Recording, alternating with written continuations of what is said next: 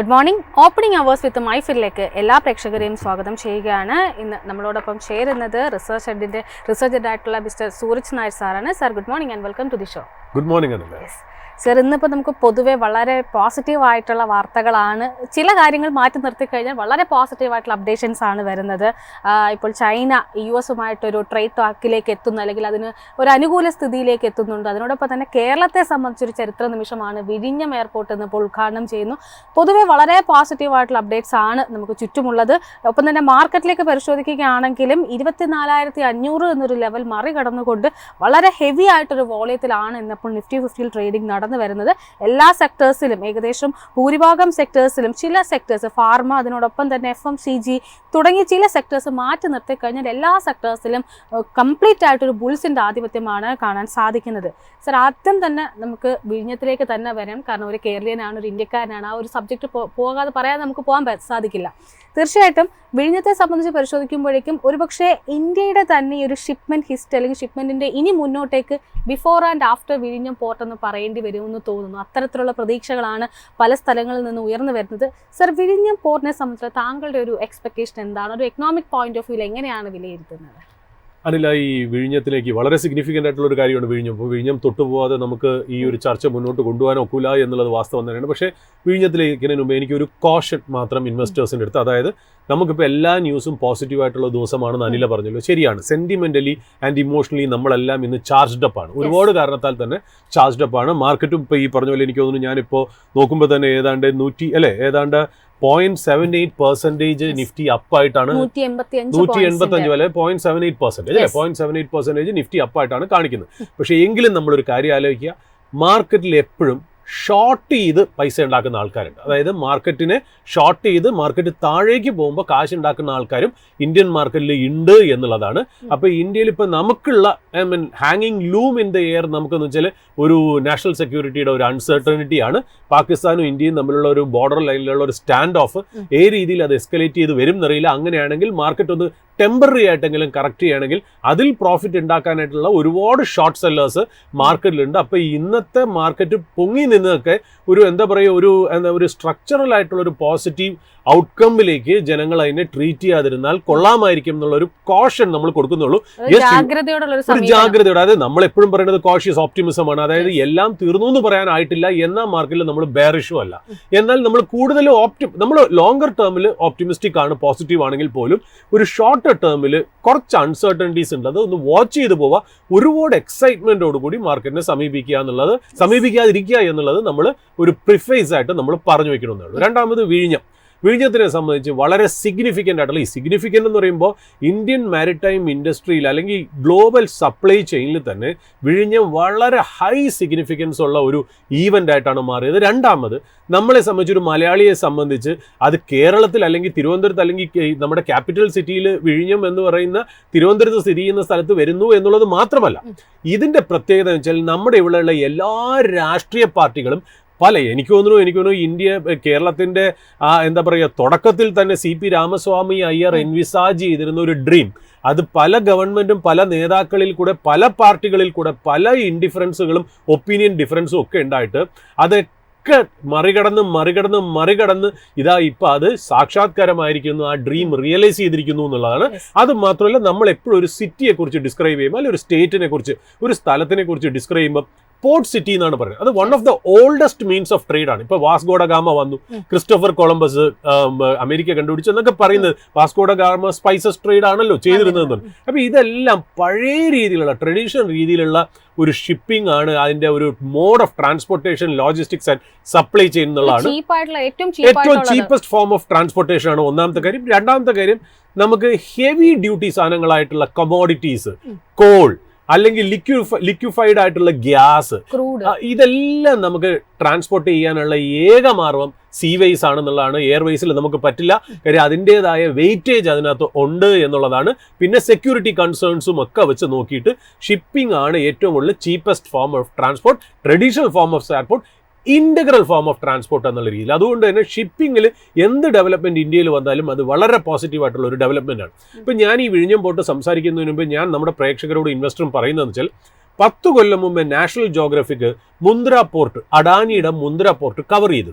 ഞാൻ അന്നും ഈ ഒരു പ്രോഗ്രാം കണ്ടതാണ്. ഞാൻ ഇന്നും അടുത്ത കാലത്തായിട്ട് ഞാൻ ഈ വിഴിഞ്ഞത്തിനെ സംബന്ധിച്ച് ഞാൻ അതും കാണാൻ ഞാൻ എല്ലാ ഇൻവെസ്റ്റേഴ്സിനും അടുത്തും പറയുന്നത്, നിങ്ങൾക്ക് പറ്റുമെങ്കിൽ യൂട്യൂബിൽ കയറിയിട്ട് ഈ മുന്ദ്ര പോർട്ട്, അഡാനി മുന്ദ്ര പോർട്ടിന്റെ ഓപ്പറേഷൻ 10 കൊല്ലം മുമ്പേ ഉള്ള നാഷണൽ ജോഗ്രാഫിക് 10 years ബാക്ക് എന്തൊരു state of the art facility എന്നാണ്. അതായത് ഒരു ഷിപ്പ് വരുന്നു, ടഗ് ഷിപ്സ്, അതായത് ഈ ടോ ചെയ്യാൻ പോകുന്ന ഷിപ്സ് അതിനെ പോയി കെട്ടി വലിച്ച് പോർട്ടിലേക്ക് കൊണ്ടുവരുന്നു.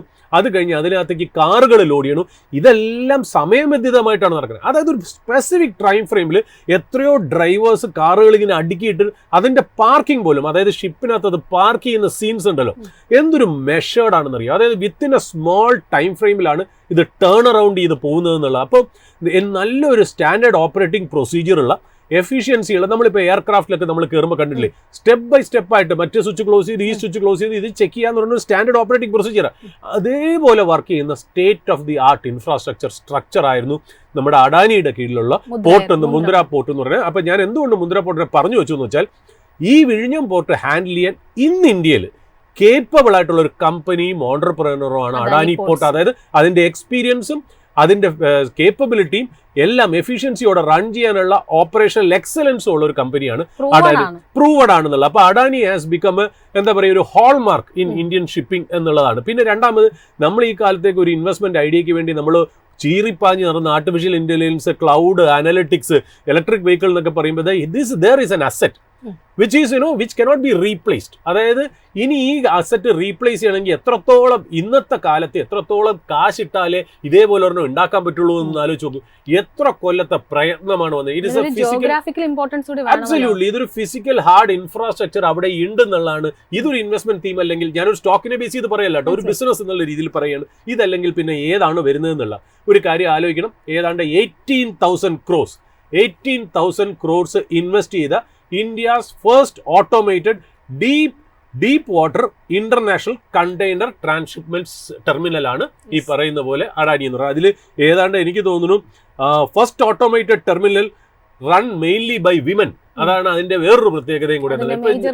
കണ്ടെയ്നേഴ്സ് എല്ലാം സപ്പോർട്ട് ചെയ്യുന്നത് ഒരു വിമൻ വർക്ക് ഫോഴ്സിനെയും കൂടെ അതിനകത്ത് ഇൻവോൾവ് ചെയ്തിരിക്കുന്നത് വളരെ സോഷ്യലി അഡ്വാൻസ്ഡ് ആയിട്ടുള്ള ഒരു എന്താ പറയുക ഒരു അഡ്വാൻസ്മെന്റ് ആണെന്ന് വേണമെങ്കിൽ പറയാം.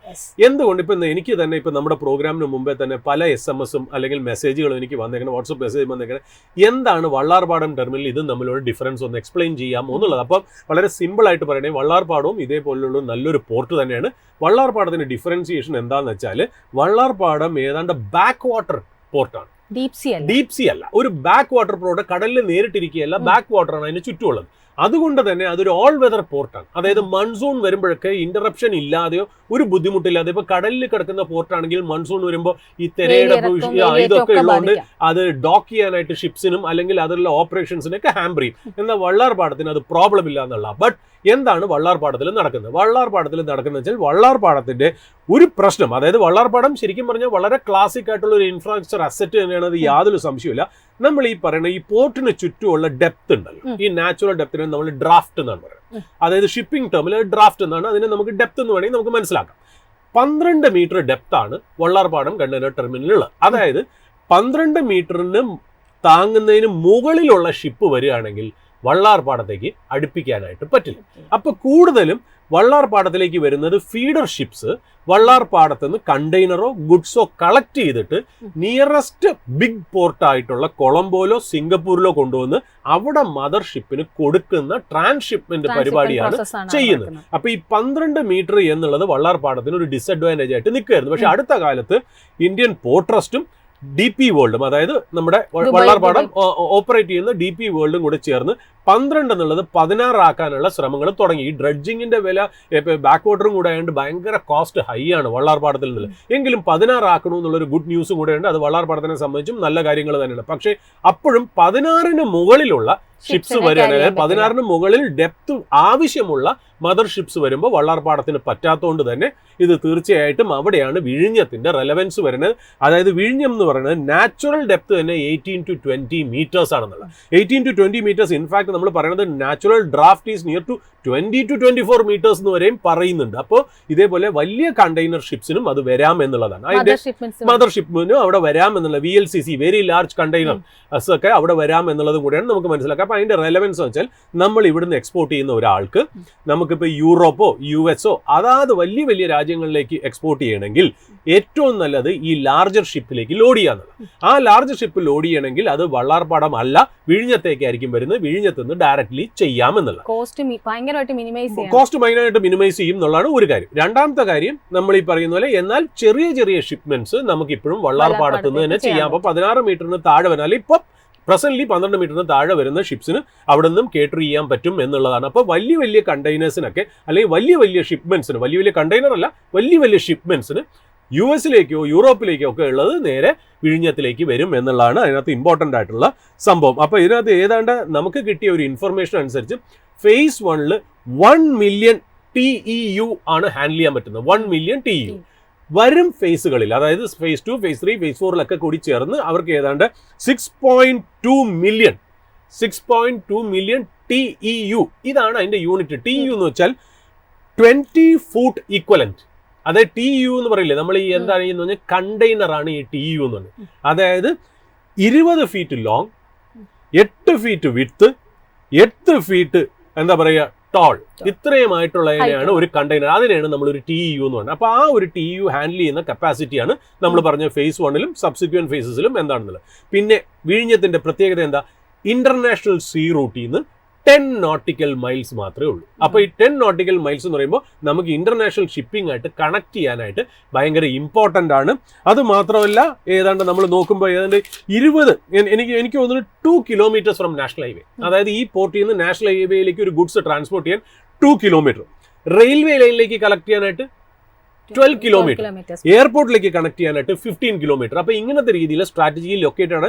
വള്ളാർപാടത്തിന് എന്നാൽ ഒരു ട്രെയിൻ കണക്ടിവിറ്റി ഉണ്ടെന്നാണ്, ഒരു സ്പെഷ്യൽ ആയിട്ടുള്ള ട്രെയിൻ കണക്ടിവിറ്റി എനിക്ക് തോന്നുന്നു ഭാവിയിലും ഈ പറഞ്ഞ പോലെ ഈ പോർട്ടിന്, വിഴിഞ്ഞം പോർട്ടിന് അങ്ങനത്തെ ഒരു ഫെസിലിറ്റി വന്നേക്കാം എന്നുള്ളതാണ്. അപ്പോൾ ഇതൊരു ജനറേഷണൽ ഓപ്പർച്യൂണിറ്റിയാണ്. അതായത് എക്സ്പോർട്ട് സെക്ടർ, പോർട്ട് സെക്ടർ, അല്ലെങ്കിൽ global shipping supply chain, ship building sector, logic sector, ഏത് സെക്ടറിന്റെ ഒരു പെർസ്പെക്റ്റീവിൽ കൂടെ നോക്കുകയാണെങ്കിലും വിഴിഞ്ഞം എന്ന് പറഞ്ഞ ഒരു സിഗ്നിഫിക്കൻ്റ് ആയിട്ടുള്ള ഡെവലപ്മെന്റ് ആണ്. എസ്പെഷ്യലി ഇപ്പോൾ US-ഉം ചൈനയും തമ്മിലുള്ള ട്രേഡിന്റെ ഇഷ്യൂ ഉണ്ടല്ലോ, നമ്മൾ നേരത്തെ അനിൽ സൂചിപ്പിച്ച പോലെ. ആ സമയത്ത് പല രാജ്യങ്ങളും ഇപ്പം നമ്മൾ ആസ് വി സ്പീക്ക് നമ്മൾ സംസാരിച്ചുകൊണ്ടിരിക്കുന്ന US-ലേക്ക് വരുന്ന സകല ഐഫോൺസും ഇന്ത്യയിൽ അസംബിൾ ചെയ്യാനായിട്ട് ടിം കുക്കിന്റെ വായിൽ നിന്ന് തന്നെ ഇപ്പൊ ഒരു എന്താ ഒരു സ്റ്റേറ്റ്മെന്റ് വന്നു എന്നുള്ളൂ. അപ്പോൾ ഒന്ന് ആലോചിച്ചു, ഈ China +1 സ്ട്രാറ്റജി എന്നുള്ളത് പല രാജ്യങ്ങളും പല കമ്പനികളും ചിന്തിച്ചു തുടങ്ങി എന്നുള്ളതാണ്. അപ്പോൾ ആ ഒരു രീതിയിൽ ആ കണ്ണിൽ കൂടെ നമ്മൾ നോക്കുകയാണെങ്കിൽ വിഴിഞ്ഞം പോർട്ടിന്റെ റെലവൻസ് ഭയങ്കര ഹൈ ആണ്. കാര്യം എന്ന് വെച്ചാൽ നമ്മളിപ്പോൾ സാധാരണ നമ്മുടെ ഇവിടുന്ന് യൂറോപ്പിലേക്കും US-ലേക്കോ അല്ലെങ്കിൽ യൂറോപ്പിലേക്കൊക്കെ നമ്മൾ മെയിൻലി സപ്ലൈ ചെയ്യുന്നത് ഈ സ്യൂയസ് കനാൽ വഴി. ഈ സ്യൂയസ് കനാൽ വഴി ഒരു ഷിപ്പിംഗ് പോകുക എന്ന് പറഞ്ഞാൽ വളരെ ഡേഞ്ചറസ് ആണ്. ഒന്നാമത് ഭയങ്കര ട്രാഫിക് ആണ്, പിന്നെ ഹൂതി ടെററിസ്റ്റുകളുടെ പ്രശ്നങ്ങൾ ഇതെല്ലാം ഉണ്ട്. അപ്പോൾ ഇന്ത്യ നമ്മുടെ പ്രൈം മിനിസ്റ്ററാണ് അത് പ്രൊപ്പോസ് ചെയ്തത്, ഒരു പുതിയ ഒരു കോറിഡോർ. ആ കോറിഡോർ ഒരു എക്കണോമിക് കോറിഡോർ നമ്മൾ ഇതിനെക്കുറിച്ച് പറയുന്നുണ്ട്. അതായത് മിഡിൽ ഈസ്റ്റ്, എനിക്ക് തോന്നുന്നു India middle east Europe economic corridor, ഇറാനുമായിട്ട്. അതായത് നമ്മുടെ ഇവിടുന്ന് ഒരു ഷിപ്പിൽ സാധനം നമ്മൾ ട്രാൻസ്പോർട്ട് ചെയ്ത് ഗൾഫ് കൺട്രിയുടെ അവിടെ ഇറാൻ, അപ്പൊ നമ്മൾ എനിക്ക് തോന്നുന്നു സൗദി, ഇറാൻ, ഇസ്രായേൽ, ജോർഡൻ അത് ചേർന്ന് ആ മിഡിൽ ഈസ്റ്റിലേക്ക് നമ്മൾ ഷിപ്പിൽ കൊണ്ടെത്തിക്കുകയും അവിടുന്ന് റെയിൽ മാർഗം മിഡിൽ ഈസ്റ്റിന്റെ എൻഡിൽ കൊണ്ടെത്തിക്കുകയും അവിടുന്ന് ഷിപ്പിംഗ് മാർഗം ഇറ്റലി, ജർമ്മനി, ഫ്രാൻസിലേക്ക് പോകാമെന്നുള്ള അത് വളരെ എഫിഷ്യൻ്റ് ആയിട്ടുള്ള ഒരു എന്താ പറയുക ഒരു സീ റൂട്ടാണ് നമ്മൾ ഈ സൂയസ് കനാലൊക്കെ വെച്ച് നോക്കുമ്പോൾ. അത് കൂടാതെ ഈ ചൈനയുടെ ബെൽറ്റ് ആൻഡ് റോഡ് സ്ട്രാറ്റജി എന്നൊരു സ്ട്രാറ്റജി, അതൊരു ഷിപ്പിംഗ് റൂട്ടുണ്ട്. പക്ഷെ അത് ഇനിഷ്യേറ്റ് ചെയ്തിരിക്കുന്ന ചൈന എന്ന് പറയുന്ന ഒരു ഒറ്റ കൺട്രിയാണ്. അവരവരുടേതായ രീതിയിൽ വരച്ചുണ്ടാക്കിയ ഒരു റൂട്ടാണ്. അതിനേക്കാളും എഫിഷ്യൻ്റ് ആണ് ഈ റൂട്ട് എന്നുള്ള കാര്യം ഇതിനകത്ത് ഒരുപാട് countries, middle eastern countries, Gulf countries, അത് മാത്രമല്ല യൂറോപ്യൻ കൺട്രീസും കൂടെ ഉള്ളത് കാരണം. പക്ഷെ അതിനകത്ത് ചെറിയ നെഗറ്റീവ്സ് ഉണ്ട് കേട്ടോ. കാര്യം ഗ്രീസ് വഴിയാണ് ഇത് പോകുന്നത്. ഗ്രീസിലെ പോർട്ടിന്റെ 60% ചൈനയുടെ കയ്യിലാണെന്നുള്ള. പക്ഷെ ഗ്രീസിൽ ഈ പോർട്ട് മാത്രമല്ല വേറെ പോർട്ടും ഉണ്ടെന്നുള്ള. അപ്പൊ അതൊക്കെ കൺഫിഗർ ചെയ്ത് വരണം. ബട്ട് അങ്ങനെ ഒരു എക്കണോമിക് കോറിഡോർ ഈ China +1 സ്ട്രാറ്റജി വരികയാണെങ്കിൽ തീർച്ചയായിട്ടും അതൊരു ഇമ്പോർട്ടൻ്റ് ആയി എന്നുള്ള. പിന്നെ ഇതിനകത്ത് അഡാനി പോർട്ടിന്റെ ഏറ്റവും വലിയ പ്രത്യേകത എന്നറിയോ? അതായത് ഇവരുടെ ഈ 15 പോർട്ടുകളും ഏതാണ്ട് വളരെ ബാലൻസ്ഡ് ആയിട്ട് സ്ട്രാറ്റജിക് ആയിട്ടാണ് ഇത് പ്ലേസ് ചെയ്തേക്കണമെന്നുള്ളത്. അതായത് ഈ power of controlling critical infrastructure എന്ന് പറയുന്നത്, അതായത് കറക്റ്റ് സ്ഥലങ്ങളിൽ, അതല്ല ഇവര് ഈ ഓരോ ഈ ഷിപ്പിങ്ങിന്റെ സൈക്കിളിൽ കറക്റ്റ് ആയിട്ട് അതിന്റെ ലോവസ്റ്റ് ടൈമിൽ ലോവസ്റ്റ് ലെവലിൽ ഇൻവെസ്റ്റ് ചെയ്താണ് അത് മുന്നോട്ട് പോയിരിക്കണേന്നുള്ള. അപ്പൊ ഇതൊരു വളരെ ക്ലാസ് ആയിട്ടാണ് ഈ അഡാനി പോർട്ട്. ഞാനിപ്പോ വിഴിഞ്ഞത്ത് നിന്ന് മാറി അഡാനി പോർട്ട് എന്ന് പറഞ്ഞ കമ്പനിയുടെ റെലവൻസിലേക്കാണ് ഇന്നലെ റിസൾട്ടും കൂടി വന്നു, നല്ല റിസൾട്ടും കൂടി ആണെന്നുള്ളതാണ് മനസ്സിലാക്കിയത്. അത് മാത്രമല്ല ഈ 15 പോർട്ടും അങ്ങനെ കണക്റ്റഡ് ആണെന്നുള്ളത്. അത് മാത്രമല്ല വളരെ ബാലൻസ്ഡ് ആണ് കേട്ടോ. അതായത് 57% വെസ്റ്റ് കോസ്റ്റിലും ബാക്കി വരുന്ന 43% ഈസ്റ്റ് കോസ്റ്റിലുമാണ്. അത് മാത്രമല്ല ഈ എക്കണോമിക് ഈ പറയല്ലേ എക്കണോമിക് ഗ്രാവിറ്റി കാർഗോനെ എങ്ങനെയാണോ പുള്ളി ചെയ്യുന്നത് അതുപോലെയാണ് ഇവരുടെ പോർട്ടുകൾ കിടക്കുന്നത് എന്നുള്ള. അത് മാക്സിമം കപ്പാസിറ്റി യൂട്ടിലെ അത് ശരിക്കും നമ്മളൊരു ഒരു യൂട്യൂബ് വീഡിയോയിലൊക്കെ നമ്മൾ ആ ഇന്ത്യയുടെ മാപ്പും ജോഗ്രഫിക്ക് ടോപ്പോഗ്രഫി ഒക്കെ നോക്കുമ്പോൾ എന്ത് ക്ലീൻ ആയിട്ടാണ് അതിന്റെ ഷിപ്പിംഗ് റൂട്ട്, കറക്റ്റ് അതിന്റെ ഷിപ്പിംഗ് റൂട്ട്. അത് മാത്രമല്ല ഈ അഡാനി പോർട്ടിന്റെ പ്രത്യേകത എന്ന് പറയുന്നത് 77% ഇബിറ്റ മാർജിനാണ് ആ കമ്പനി ഡെലിവറി. 77% ഇബിറ്റ മാർജിൻ പറഞ്ഞാൽ ഓരോ ഇന്റർനാഷണൽ കമ്പനി പോലും 40% ഇബിറ്റ മാർജിൻ ചെയ്യാനായിട്ട് സ്ട്രഗിൾ ചെയ്യാണ്. ആ സമയത്താണ് 71% ഇബിറ്റ മാർജിനിൽ ഇത് വർക്ക് ചെയ്യണമെന്നുള്ള. അവരുടെ നെറ്റ് ഡെപ്റ്റും ഭയങ്കരമായിട്ട് ഇമ്പ്രൂവ് ചെയ്ത് 2.3% ഇന്ന് 2.1% ആയി. ഏതാണ്ട് FY27 കൂടി 1.2 ടൈംസ് നെറ്റ് ഡെപ്റ്റ് ടു ഇബിറ്റ എന്നുള്ള ലെവലിലേക്ക് വരുന്നത്. It is beautiful. അപ്പോൾ ബാലൻസ് ഷീറ്റ് ഭയങ്കരമായിട്ട് ഇവർക്കൊരു സ്പേസ് തരുന്നുണ്ട്. അതായത് ഇനിയും അക്യൂസിഷൻ നടത്തി മുന്നോട്ട് പോകാനുള്ള എല്ലാ കാര്യങ്ങളും ക്യാഷ് റിച്ച് ആയിട്ട് കിടക്കുക എന്നുള്ളതാണ് ഇതിനകത്തുള്ള ഇമ്പോർട്ടന്റ്. അബ്സല്യൂട്ട്ലി. ഇതിന്റെ ക്യാപിറ്റൽ അലോക്കേഷൻ, അതായത് കറക്റ്റ് സമയത്ത് അവർ ക്യാപിറ്റൽ അലോക്കേറ്റ് ചെയ്ത് ഒരു പോർട്ട് ഉണ്ടാക്കുന്നു അല്ലെങ്കിൽ പോർട്ട് മേടിക്കുന്നു എന്നുള്ളതാണ് ഈ കമ്പനിയുടെ എഫിഷ്യൻസി. ഓപ്പറേഷൻസിൽ മാത്രമല്ല, പ്രൂഡന്റ് ക്യാപിറ്റൽ അലോക്കേഷൻ, കറക്റ്റ് സമയത്ത് ക്യാപിറ്റൽ അലോക്ക് ചെയ്ത് മുന്നോട്ട് പോകുക എന്നുള്ള. അത് മാത്രമല്ല ഇപ്പൊ ഇവർ ഈ പറഞ്ഞ പോലെ ഇവർ അടുത്ത കാലത്ത് ഒരു നോർത്ത് ക്വീൻസ്ലാൻഡ് എക്സ്പോർട്ട് ടെർമിനൽ എന്ന് ഓസ്ട്രേലിയയിൽ ഒരു ടെർമിനൽ അവർ മേടിച്ചിട്ടുണ്ട്. അതും കൂടെ വെച്ച് നോക്കുമ്പോഴേ ഈ ഗ്ലോബൽ സപ്ലൈ ചെയിനിൽ അഡാനി പോർട്ടിന്റെ റെലവൻസ് ഭയങ്കര ഇമ്പോർട്ടന്റ്. പിന്നെ അത് മാത്രമല്ല അവർ നാച്ചുറലി ഹെഡ്ജ് ആണ് കേട്ടോ. അതായത് കണ്ടെയ്നർ ഏതാണ്ട് 41%, ഏതാണ്ട് ഡ്രൈ കാർഗോ 34%, ലിക്വിഡ് കാർഗോ ഏതാണ്ട് 25%. അങ്ങനെ എല്ലാം വളരെ ക്ലീൻ ആയിട്ട് വന്നിരിക്കുന്ന ഒരു കമ്പനിയാണ്. അതെ, FY24 ഓപ്പറേറ്റിംഗ് ക്യാഷ് ഫ്ലോ 15,000 കോടിയാണ്. ഓപ്പറേറ്റിംഗ് ക്യാഷ് ഫ്ലോ, അതായത് ഓപ്പറേറ്റ് ചെയ്യുന്ന, അതായത് കടം മേടിച്ചു പോകുന്നതല്ല, നഷ്ടത്തിൽ പോകുന്നതല്ല, ഓപ്പറേറ്റിംഗ് ക്യാഷ് ഫ്ലോ. അത് ശരിക്കും പറഞ്ഞാൽ അങ്ങനെയൊക്കെയുള്ള കമ്പനികൾ ഭയങ്കര ക്യാപിറ്റൽ ഇന്റൻസീവ് ആയിട്ട് പോലെ മെയിൻറ്റെയിൻ ചെയ്യാൻ അബ്സല്യൂട്ട്ലി അതിപ്പോ വലിയ രീതിയിലാണ് അതിനകത്ത് വന്നേക്കുന്നത്. അപ്പൊ ഇതൊക്കെ നമുക്ക് ഒരു അഡാനി പോർട്ടിനെ സംബന്ധിച്ച് ആ ബിസിനസിന്റെ റെലവൻസ് ആണ്. തീർച്ചയായിട്ടും എനിക്ക് തോന്നുന്നത് വെച്ചാൽ വ്യക്തിപരമായിട്ട് പറയുകയാണെങ്കിൽ that is A great asset. അത് യാതൊരു സംശയമില്ല. അഡാനി പോർട്ട് എന്ന് ഞാൻ വിഴിഞ്ഞം മാത്രമല്ല പറഞ്ഞത്, അഡാനി പോർട്ട് എന്ന് പറഞ്ഞ ബിസിനസിനെയും കൂടെ ചേർത്താണ് നമ്മൾ പറയുന്നത്. ഏതായാലും ഇതിന് കൺഗ്രാറ്റുലേഷൻസ് കേരള ഗവൺമെന്റിനും പല പൊളിറ്റിക്കൽ പാർട്ടിക്കും സെൻട്രൽ ഗവൺമെന്റിനും എല്ലാവർക്കും നന്ദി. കേരളത്തിലെ ജനങ്ങൾക്കും ഇത് വളരെ വളരെ അഭിമാനിക്കാവുന്ന ഒരു മുഹൂർത്തമായിട്ട് മാറുകയാണ്. ഒരു സങ്കടം മാത്രമേ ഉള്ളൂ. സാധാരണ എല്ലാ വയബിലിറ്റി ഗ്യാപ്പ് പ്രോജക്ട്സും ഉണ്ടല്ലോ, ഫണ്ടിങ്, വയബിലിറ്റി ഗ്യാപ്പ് ഫണ്ടിങ്, അതായത് നമ്മൾ എക്കണോമിക്കലി വയബിൾ ആണ്, അതായത് ഈ പറഞ്ഞ പോലെ ഓപ്പറേഷണലി വയബിൾ ആണ്, പക്ഷേ എക്കണോമിക്കലി വയബിൾ അല്ലാത്ത, അതായത് പൈസപരമായിട്ട് വയബിൾ അല്ലാത്ത എല്ലാ പ്രോജക്റ്റിനും നമ്മളൊരു വയബിലിറ്റി ഗ്യാപ്പ് ഫണ്ടിങ് ഉണ്ട്. ഇവിടെയും വയബിലിറ്റി ഗ്യാപ്പ് ഫണ്ടിങ് വന്നിട്ടുണ്ട് 1600 കോടിയുടെ. അതിൽ 800 കോടി സെൻട്രൽ ഗവൺമെന്റും 800 കോടി സ്റ്റേറ്റ് ഗവൺമെന്റുമാണ് ഇട്ടിരിക്കുന്നത്. സാധാരണ ഈ viability gap funding central government കൊടുക്കുമ്പോൾ ഈ 800 കോടി ഗ്രാൻഡ് ആയിട്ടാണ് കൊടുക്കുന്നത്, അത് തിരിച്ച് റീപേ ചെയ്യേണ്ട. പക്ഷെ കഷ്ടകാലത്തിന് നമുക്ക് ഈ കാര്യത്തിൽ 800 കോടി നമുക്ക് ഇതിനകത്ത് റീപേയ്മെന്റ് ചെയ്യുന്നു എന്നുള്ളത് സങ്കടകരമായിട്ടുള്ള കാര്യമാണ്. അത് തീർച്ചയായിട്ടും സെൻട്രൽ ഗവൺമെന്റ് അത് തീർച്ചയായിട്ടും റീതിങ്ക് ചെയ്യണം എന്നുള്ളതാണ്. സ്റ്റേറ്റ് ഗവൺമെന്റ് അതിന്റെ റെപ്രസെന്റേഷൻ കൊടുത്തു കഴിഞ്ഞു എന്നുള്ളതാണ് അതിനകത്തുള്ള ഒരു ഇമ്പോർട്ടന്റ് ആയിട്ടുള്ള ഒരു കാര്യം. അത് മാത്രം നമുക്ക് എന്താ പറയുക, ഒരു സെൻട്രൽ ഗവൺമെന്റിന്റെ ഭാഗത്തുനിന്ന് നമുക്കൊരു ഇത്. രണ്ടാമത് സ്റ്റേറ്റ് ഗവൺമെന്റിനോടും ഈ കേരളത്തിലുള്ള പൊളിറ്റിക്കൽ പാർട്ടീസിനോടും നമുക്കൊരു റിക്വസ്റ്റ് ഉണ്ട്. അതായത് സെൻട്രൽ ഗവൺമെന്റിനോടുള്ള റിക്വസ്റ്റ് നമ്മൾ വച്ചു, സെൻട്രൽ ഗവൺമെന്റ് ഇത് പരിഗണിക്കണം. സ്റ്റേറ്റ് ഗവൺമെന്റിനോടും രാഖി രാമയാണ് രാവിലെ എണിച്ച് ഈ അഡാനിയെ കുറ്റം പറയുന്നത് നിർത്തണം. ഇന്ന് ആ സ്റ്റേജിൽ ഇരിക്കാനും ഇനോഗ്രേഷൻ ഇരിക്കാൻ വേണ്ടി തത്രപ്പാടും ഫോട്ടോ ഓപ്പർച്യൂണിറ്റിക്ക് വേണ്ടി ഞങ്ങളാണ് കൊണ്ടുവന്നത്. തിരുവനന്തപുരം കംപ്ലീറ്റ് പോസ്റ്റേഴ്സാണ് 3 പാർട്ടികളുടെയും 4 പാർട്ടികളുടെയും 5 പാർട്ടികളുടെയും. എന്നിട്ട് ഇതെല്ലാം കഴിഞ്ഞ് രാഷ്ട്രീയപരമായിട്ട് ഇവർക്കെതിരെ ഉന്നയിക്കുന്നതും കൂടെ കാണുമ്പോൾ ഇപ്പൊ പറയുന്നത് ഓരോ മുഖ്യമന്ത്രിമാർ പോയി കാല് പിടിച്ചാണ് അഡാനിയെ കൊണ്ടുവന്നതെന്നുള്ള. ബട്ട് ഈ ഒരു കോർപ്പറേറ്റ് ഇന്ത്യൻ എക്കണോമിയിൽ വളരെ ഇമ്പോർട്ടന്റ് ആണ് അല്ല. അതായത് അതൊക്കെ ഒരു സോഫ്റ്റ് പവർ ആണ്. ഇപ്പൊ ആപ്പിളും വാൾമാർട്ടും എൻവിഡിയും വെച്ചിട്ട് അമേരിക്കയെ എന്തോരം നെഗോഷിയേറ്റ് ചെയ്യണം നോക്ക്. ഒരു ഹുവാവൈ വെച്ചിട്ട് ചൈന ചെയ്യുന്നത് നോക്ക്. ഒരു സാംസങ്ങും LGയും വെച്ചിട്ട് നോർത്ത് കൊറിയ ചെയ്യുന്ന നോക്കൂ. ഒരു സോണി വെച്ചിട്ട് ജപ്പാൻ ചെയ്യുന്നത് നോക്കൂ. അതൊക്കെ പോലെ ഇന്ത്യയിലും കോർപ്പറേറ്റ്സ് ആവശ്യമുണ്ട്. അതൊരു സോഫ്റ്റ് പവർ ആണ്. പല ഇൻഡസ്ട്രീസ് പിടിക്കും. ഇപ്പൊ ക്രിട്ടിക്കൽ മിനറൽസ് നമുക്ക് വേണമല്ലോ.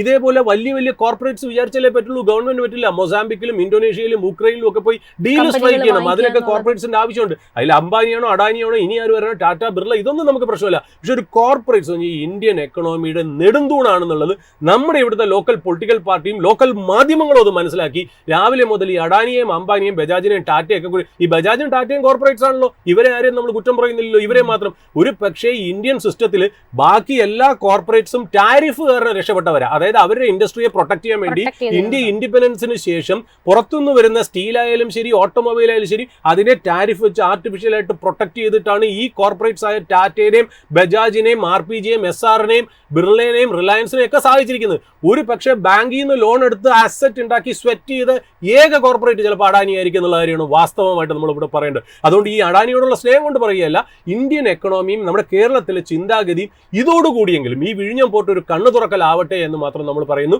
അത് തുറന്നു തന്നെ നമ്മൾ മുന്നോട്ട് പോട്ടെ. ഇത് തീർച്ചയായിട്ടും ഇതിനെ അഭിമാനിക്കാവുന്നത് നിങ്ങൾക്കും ഞങ്ങൾക്കും എല്ലാവർക്കും ഒരുപോലെ അഭിമാനിക്കാം. ഇത് നമുക്ക് വളരെ വളരെ ഇമ്പോർട്ടൻ്റ് ആയിട്ടുള്ള ഒരു എന്താ പറയുക, ഒരു ന്യൂസ് ആണ്, ഒരു ഇമ്പോർട്ടൻ്റ് ആയിട്ടുള്ള ഡെവലപ്മെന്റ് ആണെന്നുള്ളത് പറഞ്ഞു വെക്കും. യെസ് സർ, അതിനോടൊപ്പം തന്നെ ഇപ്പോൾ നേരത്തെ സർ പറഞ്ഞിട്ടുണ്ടായിരുന്നു റിസൾട്ട് വന്നിട്ടുണ്ട്. തീർച്ചയായിട്ടും ആ റിസൾട്ടിൻ്റെ ഒരു ചില പാരാമീറ്റേഴ്സിന് വളരെ പെട്ടെന്ന് പരിശോധിച്ച് നോക്കാം. അതിലേറ്റവും പ്രധാനമായിട്ടും ഇപ്പോൾ പറഞ്ഞിരിക്കുന്നത് കമ്പനിയുടെ ഒരു കൺസോളിഡേറ്റ് നെറ്റ് പ്രോഫിറ്റിലേക്ക് പരിശോധിക്കുകയാണെങ്കിൽ 48% ഒരു ഇയർ ഓൺ ഇയർ വളർച്ചയാണ് കമ്പനി കൈവരിച്ചിരിക്കുന്നത്. അതായത് ഏകദേശം ഒരു 3014 കോടി രൂപയായിട്ടാണ് കമ്പനിയുടെ പ്രോഫിറ്റ് ഉയർന്നിരിക്കുന്നത്. മാത്രമല്ല ഇൻ്റഗ്രേറ്റഡ് ലോജിസ്റ്റിക് പ്ലെയർ എന്നൊരു നിലയിൽ, ആ ഒരു ഇന്ത്യയിലെ തന്നെ ഏറ്റവും പ്രധാനപ്പെട്ട ഒരു ഇൻ്റഗ്രേറ്റഡ് ലോജിസ്റ്റിക് പ്ലെയർ എന്ന നിലയിൽ കമ്പനിയുടെ വരുമാനത്തിലും ഒപ്പം തന്നെ പ്രോഫിറ്റിലും അടക്കം വലിയൊരു കുതിച്ചുചാട്ടമാണ് നടത്തിയിരിക്കുന്നത്.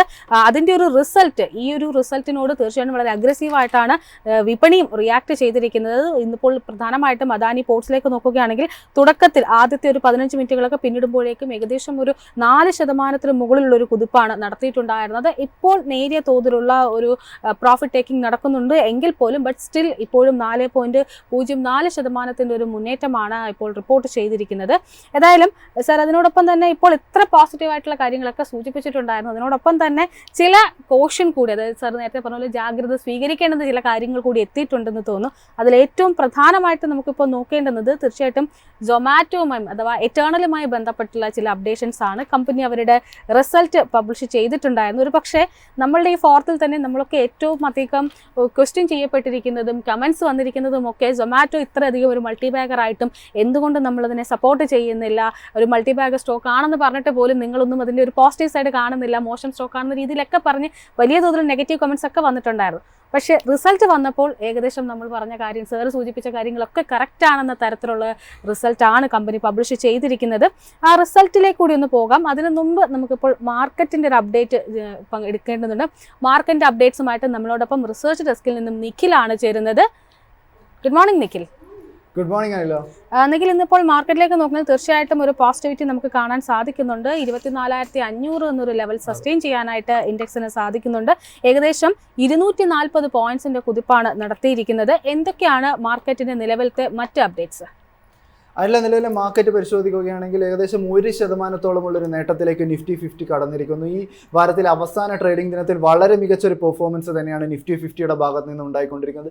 240 പോയിന്റുകളുടെ ഒരു നേട്ടത്തോടു കൂടി നിലവിൽ 24,571 എന്ന് പറയുന്ന ഒരു മികച്ച ഒരു രീതിയിലാണ് നിഫ്റ്റി 50 ഇപ്പോൾ പൊസിഷൻ ചെയ്തിരിക്കുന്നത്. സൂചിക പരിശോധിക്കുകയാണെങ്കിൽ 36 കമ്പനികൾ അഡ്വാൻസ്ഡ് ആയി വെറും 14 കമ്പനികൾ മാത്രം ഡിക്ലൈനായി ട്രേഡ് ചെയ്യുന്ന ഒരു കാഴ്ചയാണ് നിഫ്റ്റി 50യിൽ കാണാൻ വേണ്ടി സാധിക്കുന്നത്. BSE സെൻസെക്സ് നോക്കുകയാണെങ്കിൽ 1% ഉള്ളൊരു നേട്ടം BSE സെൻസെക്സിലും പ്രകടമാണ്. നിഫ്റ്റി ബാങ്ക് നോക്കുകയാണെങ്കിൽ 0.25%-നും 1%-നും ഇടയിലുള്ള ഒരു നേട്ടമാണ് നിഫ്റ്റി ബാങ്കിൽ കാണാൻ സാധിക്കുന്നത്. ഏകദേശം 460 പോയിന്റുകൾക്ക് മുകളിലുള്ളൊരു നേട്ടം നിഫ്റ്റി ബാങ്കും പ്രകടിപ്പിക്കുന്നു. നിലവിൽ 55,545 എന്ന് പറയുന്ന ഒരു നിരക്കിലാണ് നിഫ്റ്റി ബാങ്ക് പൊസിഷൻ ചെയ്തിരിക്കുന്നത്. സൂചിക പരിശോധിക്കുകയാണെങ്കിൽ സൂചികയിൽ നിന്ന് 11 കമ്പനികളും അഡ്വാൻസ് ആയി ട്രേഡ് ചെയ്യുമ്പോൾ ഒരു കമ്പനി മാത്രം ഡിക്ലൈനായി ട്രേഡ് ചെയ്യുന്ന ഒരു കാഴ്ചയാണ് നിഫ്റ്റി ബാങ്കിനെ സംബന്ധിച്ചിടത്തോളം കാണാൻ വേണ്ടി സാധിക്കുന്നത്. നിഫ്റ്റി 50യിലെ ടോപ്പ് ഗെയിനറിലേക്ക് പോകുമ്പോൾ അഡാനി പോർട്സ് തന്നെയാണ് ഒരു മികച്ച പ്രകടനം ഇപ്പോഴും കാഴ്ചവെച്ചുകൊണ്ടിരിക്കുന്നത്. ഇന്ന് അവരുടെ 4ാം പാദഫലം വന്നിരുന്നു. കൂടാതെ വിഴിഞ്ഞം പോർട്ടും മറ്റുമായ ഒരു വാർത്തകളും ഒക്കെയായി അദാനി പോർട്സ് ഇപ്പോൾ മാർക്കറ്റിലും നിറഞ്ഞു നിൽക്കുന്ന ഒരു കാഴ്ചയാണ് കാണാൻ സാധിക്കുന്നത്. ഏകദേശം 4.5%-ഓളം നേട്ടമാണ് Adani ports and special economic സോണിന്റെ ഓഹരിയിൽ കാണാൻ സാധിക്കുന്നത്. ഹിൻഡാൽകോ ഇൻഡസ്ട്രീസിലേക്ക് കടക്കുകയാണെങ്കിലും നിലവിൽ 4% ഒരു നേട്ടം ഹിൻഡാൽകോ ഇൻഡസ്ട്രീസും കാഴ്ചവെക്കുന്നു. മാരുതി സുസുക്കിയാണ് അടുത്തൊരു കമ്പനി. ഏകദേശം 3.25%-ഓട് ചേർന്ന് നിൽക്കുന്ന ഒരു നേട്ടമാണ് മാരുതി സുസുക്കിയെ സംബന്ധിച്ചിടത്തോളം കമ്പനിയിൽ നിന്ന് കാണാൻ സാധിക്കുന്നത്. മാരുതി സുസുക്കിയെ സംബന്ധിച്ചിടത്തോളം പറയുകയാണെങ്കിൽ കമ്പനിയുടെ സെയിൽസ് ഡാറ്റയും മറ്റുമൊക്കെ ലഭ്യമായിരുന്നു. കമ്പനിക്ക് ഡൊമസ്റ്റിക് സെയിൽസ് ആണെങ്കിലും പാസഞ്ചർ വെഹിക്കിൾസ് സെഗ്മെന്റിലാണെങ്കിലും എക്സ്പോർട്സിലാണെങ്കിലും ഒക്കെ മിന്നും പ്രകടനം, പ്രത്യേകിച്ച് എക്സ്പോർട്ട് എടുത്തു പറയേണ്ട ഒരു കാര്യമാണ്. വളരെ മികച്ച ഒരു പ്രകടനം മാരുതി സുസുക്കിയുടെ ഭാഗത്ത് നിന്ന് അതിൻ്റെ എക്സ്പോർട്ടിൽ കാഴ്ചവെക്കുന്നുണ്ടായി. അത് പരിശോധിക്കുമ്പോൾ ഇപ്പോൾ ഓഹരി ഏകദേശം 3.25% ഒരു നേട്ടം രേഖപ്പെടുത്തുന്നു. അടുത്ത ഇൻഡസ്ഇൻഡ് ബാങ്കിന്റെ ഓഹരി പരിശോധിക്കുകയാണെങ്കിലും ഏകദേശം 2.5% ഒരു നേട്ടം ഇൻഡസ്ഇൻഡ് ബാങ്കും വെച്ച് പുലർത്തുന്നു. ഭാരത് പെട്രോളിയത്തിന്റെ ഓഹരികൾ ഏകദേശം 1.25% മുകളിലുള്ളൊരു നേട്ടവും രേഖപ്പെടുത്തുന്നതായാണ് കാണാൻ സാധിക്കുന്നത്. ടോപ്പ് ലോസേഴ്സിലേക്ക് കടക്കുകയാണെങ്കിൽ നിലവിൽ ഏഷ്യ മോട്ടോഴ്സിന്റെ ഓഹരികൾ ഏകദേശം 1.25% ഒരു ഇടിവാണ് ഓട്ടോ കമ്പനിയായിട്ടുള്ള ഏഷ്യ മോട്ടോഴ്സ് രേഖപ്പെടുത്തുന്നത്. നെസ്ലെ ഇന്ത്യ 1% മുകളിലും ബ്രിട്ടാനിയ ഇൻഡസ്ട്രീസ് 1% മുകളിലുമുള്ളൊരു ഇടിവ് FMCG കമ്പനികളും കാഴ്ചവെക്കുന്നു. ബജാജ് ഫിൻസർവിലേക്ക് കടക്കുകയാണെങ്കിൽ ഏകദേശം ഒരു 0.5% ഒരു ഇടിവാണ് ബജാജ് ഫിൻസർവിന്റെ ഭാഗത്ത് നിന്ന് നിലവിൽ ഉണ്ടായിക്കൊണ്ടിരിക്കുന്നത്. നിഫ്റ്റി ബാങ്കിലേക്ക് നമ്മളൊരു പരിശോധന നടത്തുകയാണെങ്കിൽ നിലവിൽ 450 പോയിന്റുകൾക്ക് മുകളിലുള്ള നേട്ടത്തോടു കൂടി 55,548 എന്ന് പറഞ്ഞൊരു നിരക്കിലാണ് നിഫ്റ്റി ബാങ്ക് ഇപ്പോൾ പൊസിഷൻ ചെയ്തിരിക്കുന്നത്. ഇതിൽ തന്നെ ഇപ്പോൾ ടോപ്പ് ഗെയിനറായി തുടരുന്നത് ഇൻഡസ്ഇൻഡ് ബാങ്കിന്റെ ഓഹരികളാണ്. നേട്ടം 2.5% കഴിഞ്ഞിരിക്കുന്നു. IDFC ഫസ്റ്റ് ബാങ്ക് 2%, ആക്സിസ് ബാങ്കിന്റെ ഓഹരികൾ 1.25% ഒരു നേട്ടവും കാഴ്ചവെക്കുന്നു. ICICI ബാങ്ക് 1.25%, കാനറ ബാങ്കും ഇപ്പോൾ 1% ഒരു നേട്ടവും കാഴ്ചവെക്കുന്നു. ഇപ്പോഴൊരു ഇടിവ് നേരിട്ടുകൊണ്ടിരിക്കുന്ന ബാങ്കിങ് സൂചിക എന്ന് പറഞ്ഞിട്ടുണ്ടെങ്കിൽ ഫെഡറൽ ബാങ്കാണ്. കമ്പനിയെ സംബന്ധിച്ചിടത്തോളം കമ്പനി ഒരു മോശമില്ലാത്തൊരു പെർഫോമൻസ് തന്നെയാണ് 4ാം പാദത്തിൽ കമ്പനിയുടെ ഭാഗത്ത് നിന്നുണ്ടായിരിക്കുന്നത്. എങ്കിൽ കൂടിയും സ്ട്രീറ്റിന്റെ എസ്റ്റിമേറ്റുമായി ചേർന്ന് പോകുന്നില്ല എന്നൊരു കാരണം കൊണ്ട് നിലവിലൊരു 2.5% മുകളിലൊരു ഇടിവാണ് ഫെഡറൽ ബാങ്കിന്റെ ഓഹരിയിൽ കാണുന്നത്. അത് മറ്റു ഓഹരികൾ പരിശോധിക്കുകയാണെങ്കിൽ സ്റ്റേറ്റ് ബാങ്ക് ഓഫ് ഇന്ത്യയുടെ ഓഹരികൾ അടക്കമുള്ള ഓഹരികൾ, AU സ്മോൾ ഫിനാൻസ് ബാങ്ക് ഓഹരികളൊക്കെ 0.5% മുകളിലൊരു നേട്ടവും രേഖപ്പെടുത്തുന്ന ഒരു കാഴ്ചയാണുള്ളത്. സെക്ടേഴ്സിലേക്ക് പരിശോധിക്കുകയാണെങ്കിൽ നിലവിൽ എല്ലാ സെക്ടറിലും ഒരു പച്ച പടർന്ന ഒരു കാഴ്ചയാണ് നമുക്ക് നിലവിൽ കാണാൻ കഴിയുന്നത്. നിഫ്റ്റി ഓട്ടോ തന്നെയാണ് ഇപ്പോൾ മികച്ച രീതിയിൽ ഒരു ഔട്ട് പെർഫോമൻസ് നിഫ്റ്റി സൂചികകളിൽ കാഴ്ചവെച്ചുകൊണ്ടിരിക്കുന്നത്. നിലവിലെ ഒരു ഏകദേശം 1.5%-നും 1.25%-നും ഇടയിലുള്ള ഒരു നേട്ടമാണ് നിഫ്റ്റി ഓട്ടോയിൽ കാണാൻ സാധിക്കുന്നത്. നിഫ്റ്റി എനർജി നോക്കുകയാണെങ്കിൽ ഏകദേശം 1% നേട്ടം. നിഫ്റ്റി FMCG നിലവിൽ നേട്ടത്തിലാണ് ട്രേഡ് ചെയ്യുന്നത്. ഇൻഫ്രാസ്ട്രക്ചർ 1%-ന് മുകളിലും നിഫ്റ്റി IT 1.25%-ന് മുകളിലുമുള്ളൊരു നേട്ടവും കാഴ്ചവെക്കുന്നു. നിഫ്റ്റി ഓട്ടോയിൽ നമ്മളൊരു വിശുദ്ധമായൊരു പരിശോധന നിലവിൽ നടത്തുകയാണെങ്കിൽ നിലവിൽ 350 പോയിന്റുകൾക്ക് മുകളിലുള്ള നേട്ടത്തോടു കൂടി 22,670 എന്ന് പറഞ്ഞൊരു നിരക്കിലാണ് നിഫ്റ്റി ഓട്ടോയിൽ ട്രേഡിംഗ് പുരോഗമിച്ചുകൊണ്ടിരിക്കുന്നത്. നിഫ്റ്റി ഓട്ടോയിലെ ഒരു ടോപ്പ് ഗെയിനർ നോക്കുകയാണെങ്കിൽ മാരുതി സുസുക്കി തന്നെയാണ് അവിടെയും മികച്ച പെർഫോമറായി നിൽക്കുന്നത്.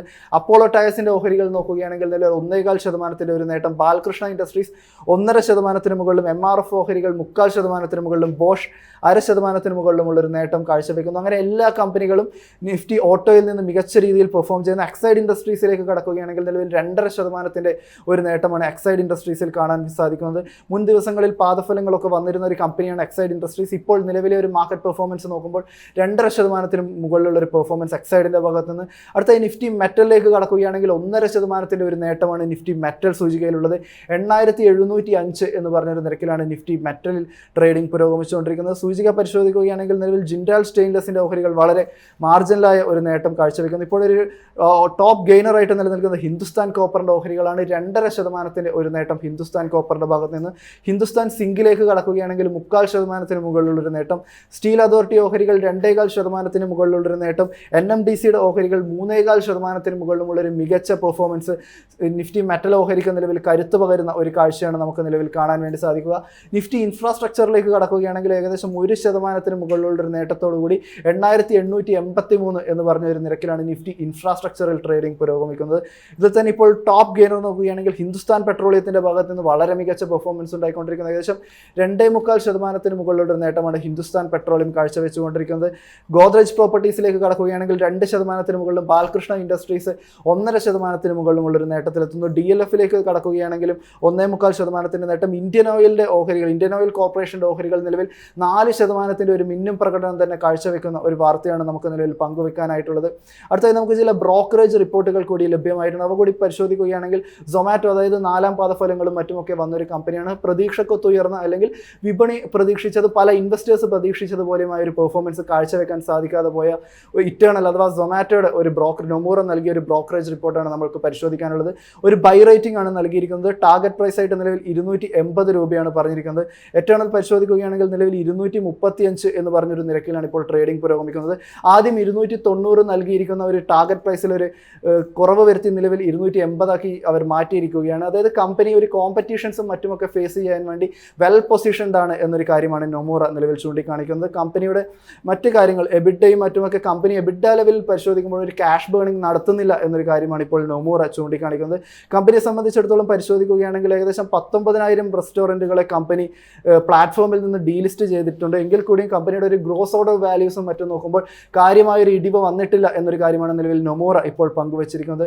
അടുത്തായി മറ്റൊരു ബ്രോക്കറേജ് റിപ്പോർട്ട് നമുക്ക് നോക്കാനുള്ളത് ജെഫ്രീസ് സോന BLWക്ക് ഒരു ബൈ റേറ്റിംഗ് നൽകിയിരിക്കുന്ന ഒരു വിവരമാണ്. ടാർഗറ്റ് പ്രൈസായി പറഞ്ഞിരിക്കുന്നത് 565 രൂപയാണ്. നിലവിലെ ഒരു മാർക്കറ്റ് വില പരിശോധിക്കുകയാണെങ്കിൽ 488 എന്ന് പറഞ്ഞ ഒരു നിരക്കിലാണ് ട്രേഡിംഗ് പുരോഗമിക്കുന്നത്. ആദ്യം 700 രൂപ നൽകിയിരിക്കുന്ന ഒരു ടാർഗറ്റ് പ്രൈസ് 565 കുറയ്ക്കുന്ന ഒരു കാഴ്ചയാണ് സോന BLWയുടെ കാര്യത്തിൽ കാണാൻ സാധിക്കുന്നത്. കമ്പനി പരിശോധിക്കുകയാണെങ്കിൽ കമ്പനി താരിഫിനും മറ്റുമൊക്കെ ആശ്രയിക്കുന്ന ഒരു കമ്പനിയാണ്. അതുകൊണ്ട് തന്നെ നോർത്ത് അമേരിക്കയിലുള്ള കാര്യങ്ങൾ, ഇന്ത്യ അമേരിക്ക ട്രേഡ് ഡീലുകൾ എന്നീ കാര്യങ്ങൾ കമ്പനിക്ക് ഒരു ചില പ്രശ്നങ്ങൾ സൃഷ്ടിക്കുന്നുണ്ട് എന്നൊരു കാര്യമാണ് നിലവിൽ ജെഫ്രീസ് ചൂണ്ടിക്കാണിക്കുന്നത്. കമ്പനിയുടെ ഒരു എസ്റ്റിമേറ്റ് ആയിട്ട് പരിഗണിക്കുകയാണെങ്കിൽ 26-27 ഒരു EPS എസ്റ്റിമേറ്റ് ആയിട്ട് ജെഫ്രീസ് കാണുന്നത് 25% ഒരു ഏർണിംഗ്സ് പെർ ഷെയർ എസ്റ്റിമേറ്റ് ആണ് നിലവിൽ കമ്പനി നൽകിയിരിക്കുന്നത്. സോന BLWക്ക് വളരെ മികച്ച ഒരു ലോങ് ടേം ഗ്രോത്ത് പ്രോസ്പെക്റ്റുള്ള പൊട്ടൻഷ്യലുള്ള കമ്പനിയാണ്. അതിന് ഒതുങ്ങത്തക്ക രീതിയിലുള്ള പോർട്ട്ഫോളിയോ കമ്പനിക്ക് ഉണ്ട് എന്നൊരു കാര്യമാണ് നിലവിൽ ജെഫ്രീസ് നിലവിൽ പങ്കുവച്ചിരിക്കുന്നത്. അടുത്തതായി നമ്മളിപ്പോൾ ബ്രോഡർ മാർക്കറ്റിലേക്ക് കൂടി കടക്കുകയാണെങ്കിൽ നിഫ്റ്റി നെക്സ്റ്റ് 50 നോക്കുകയാണെങ്കിൽ 0.5% മുകളിലുള്ളൊരു നേട്ടം രേഖപ്പെടുത്തുന്നു. നിഫ്റ്റി 100 3/4%, നിഫ്റ്റി 200 3/4%, നിഫ്റ്റി 500 ഏകദേശം 0.5% മുകളിലുള്ളൊരു നേട്ടം രേഖപ്പെടുത്തുവാനില്ല.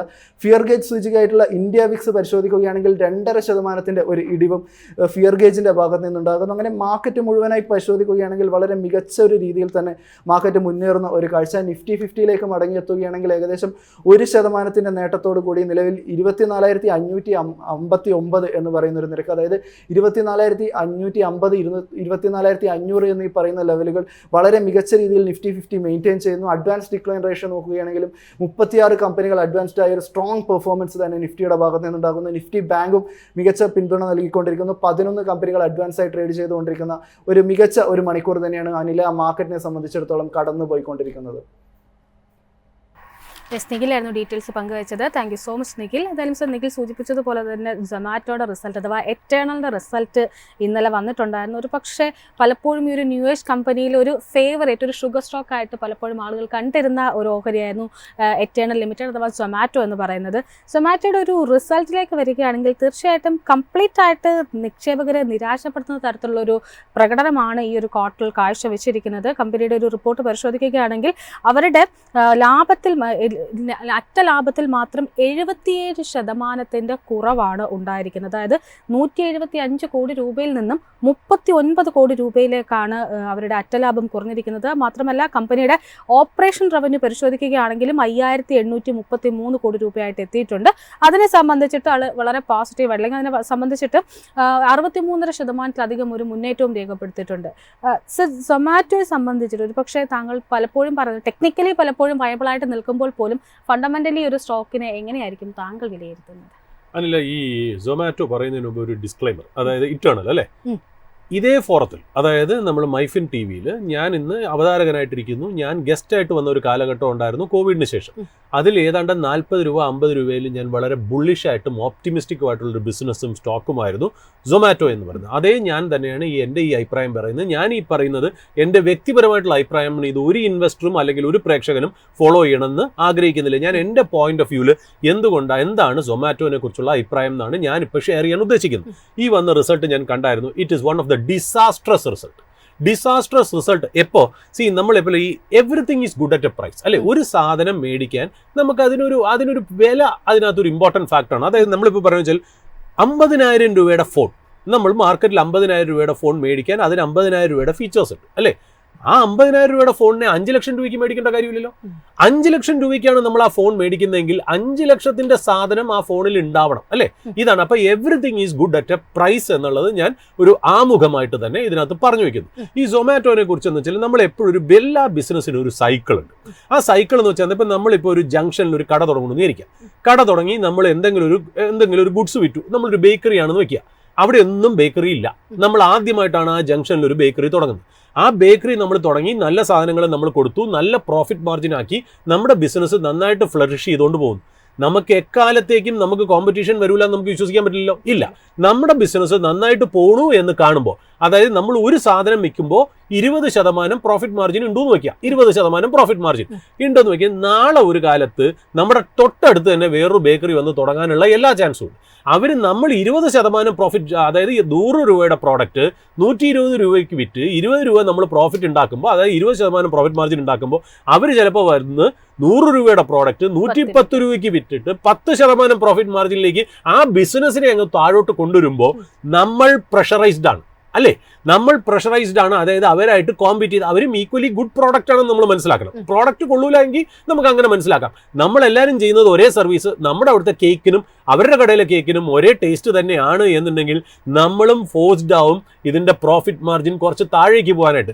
അതിനെയാണ് ബിസിനസ് സൈക്കിൾ എന്ന് പറയുന്നത്. അപ്പോൾ ഒരു ബിസിനസ് നന്നായിട്ട് നടക്കണ കാണുമ്പോൾ, അതിൽ നല്ല പ്രോഫിറ്റ് മാർജിൻ ഉണ്ടാക്കണമെന്ന് കാണുമ്പോൾ മറ്റുള്ള കോമ്പറ്റീറ്റേഴ്സും കൂടി ആ ബിസിനസ് സൈക്കിളിലേക്ക് എൻട്രി ചെയ്യും എന്നുള്ളതിന്റെ ഉത്തമ ഉദാഹരണമാണ് ഈ പറയുന്ന പോലെ Zomato.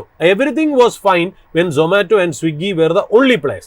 Then came in something called quick commerce. Quick commerce അതായത് ഒരു പ്രോഡക്റ്റ് 10 മിനിറ്റിലും 15 മിനിറ്റിലും 20 മിനിറ്റിലും നമുക്ക് ഫുഡ് അല്ലാതെ, ഫുഡ് ഡെലിവറി എന്ന് പറഞ്ഞാൽ മെയിൻ ബിസിനസ് കൂടാതെ പ്രോഡക്റ്റുകളും വീട്ടിലേക്ക് ഗ്രോസറീസും എത്തിക്കുക എന്നുള്ള ബിസിനസ്സിലേക്ക് അവർ കയറി. അതിന്റെ കൂടെ ആരൊക്കെ കയറി?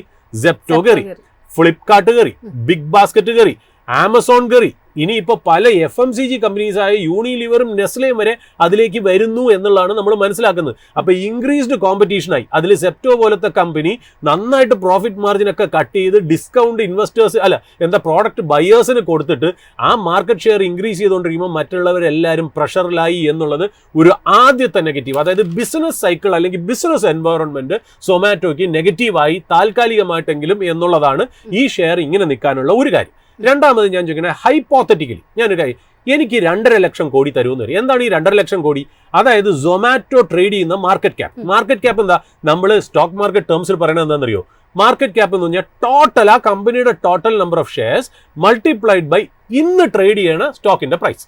അതാണ് നമുക്ക് കമ്പനി ടോട്ടലായിട്ട് മേടിക്കാനായിട്ട്. അതായത് എല്ലാ ഷെയർസും ഈ ഷെയർ പ്രൈസ് ആയിട്ട് മൾട്ടിപ്ലൈ ചെയ്യുമ്പോൾ കിട്ടുന്ന ഒരു ഫിഗർ, അതാണ് ഈ മാർക്കറ്റ് ക്യാപ്പ് എന്ന് പറയുന്നത്. അത് ഏതാണ്ട് സൊമാറ്റോന്റെ 2.5 ലക്ഷമാണ്. അപ്പം നമ്മൾ ഒരു ലിറ്ററലി നമ്മൾ പറയുകയാണെങ്കിൽ 2.5 ലക്ഷം കോടി നമ്മുടെ കയ്യിലുണ്ടെങ്കിൽ പോയി സൊമാറ്റോന്റെ മുതലാളിക്ക് കൊടുത്താൽ ആ കമ്പനി നമുക്ക് കിട്ടും. ഓക്കെ, ഏതൊക്കെ കമ്പനികൾ ഏതാണ്ട് ഈ 2.5 ലക്ഷം രൂപയ്ക്ക് കിട്ടും എന്നറിയോ? സൊമാറ്റോ കിട്ടും, അഡാനി പോർട്ട് കിട്ടും, കോൾ ഇന്ത്യ കിട്ടും. ഓക്കെ, ഒരു എക്സാമ്പിൾ. അപ്പൊ എന്റെ കയ്യിൽ 2.5 ലക്ഷം രൂപ തന്നിട്ട് പറയുകയാണ് സ്റ്റോക്ക് മാർക്കറ്റ് നോക്കണ്ട, താങ്കൾ പോയിട്ട് ഒരു ബിസിനസ് മേടിച്ചുകൊണ്ട് വരൂ എന്നാണ് എനിക്ക് കിട്ടിയിരിക്കുന്ന ടാസ്ക് എന്ന് വിചാരിക്കുക.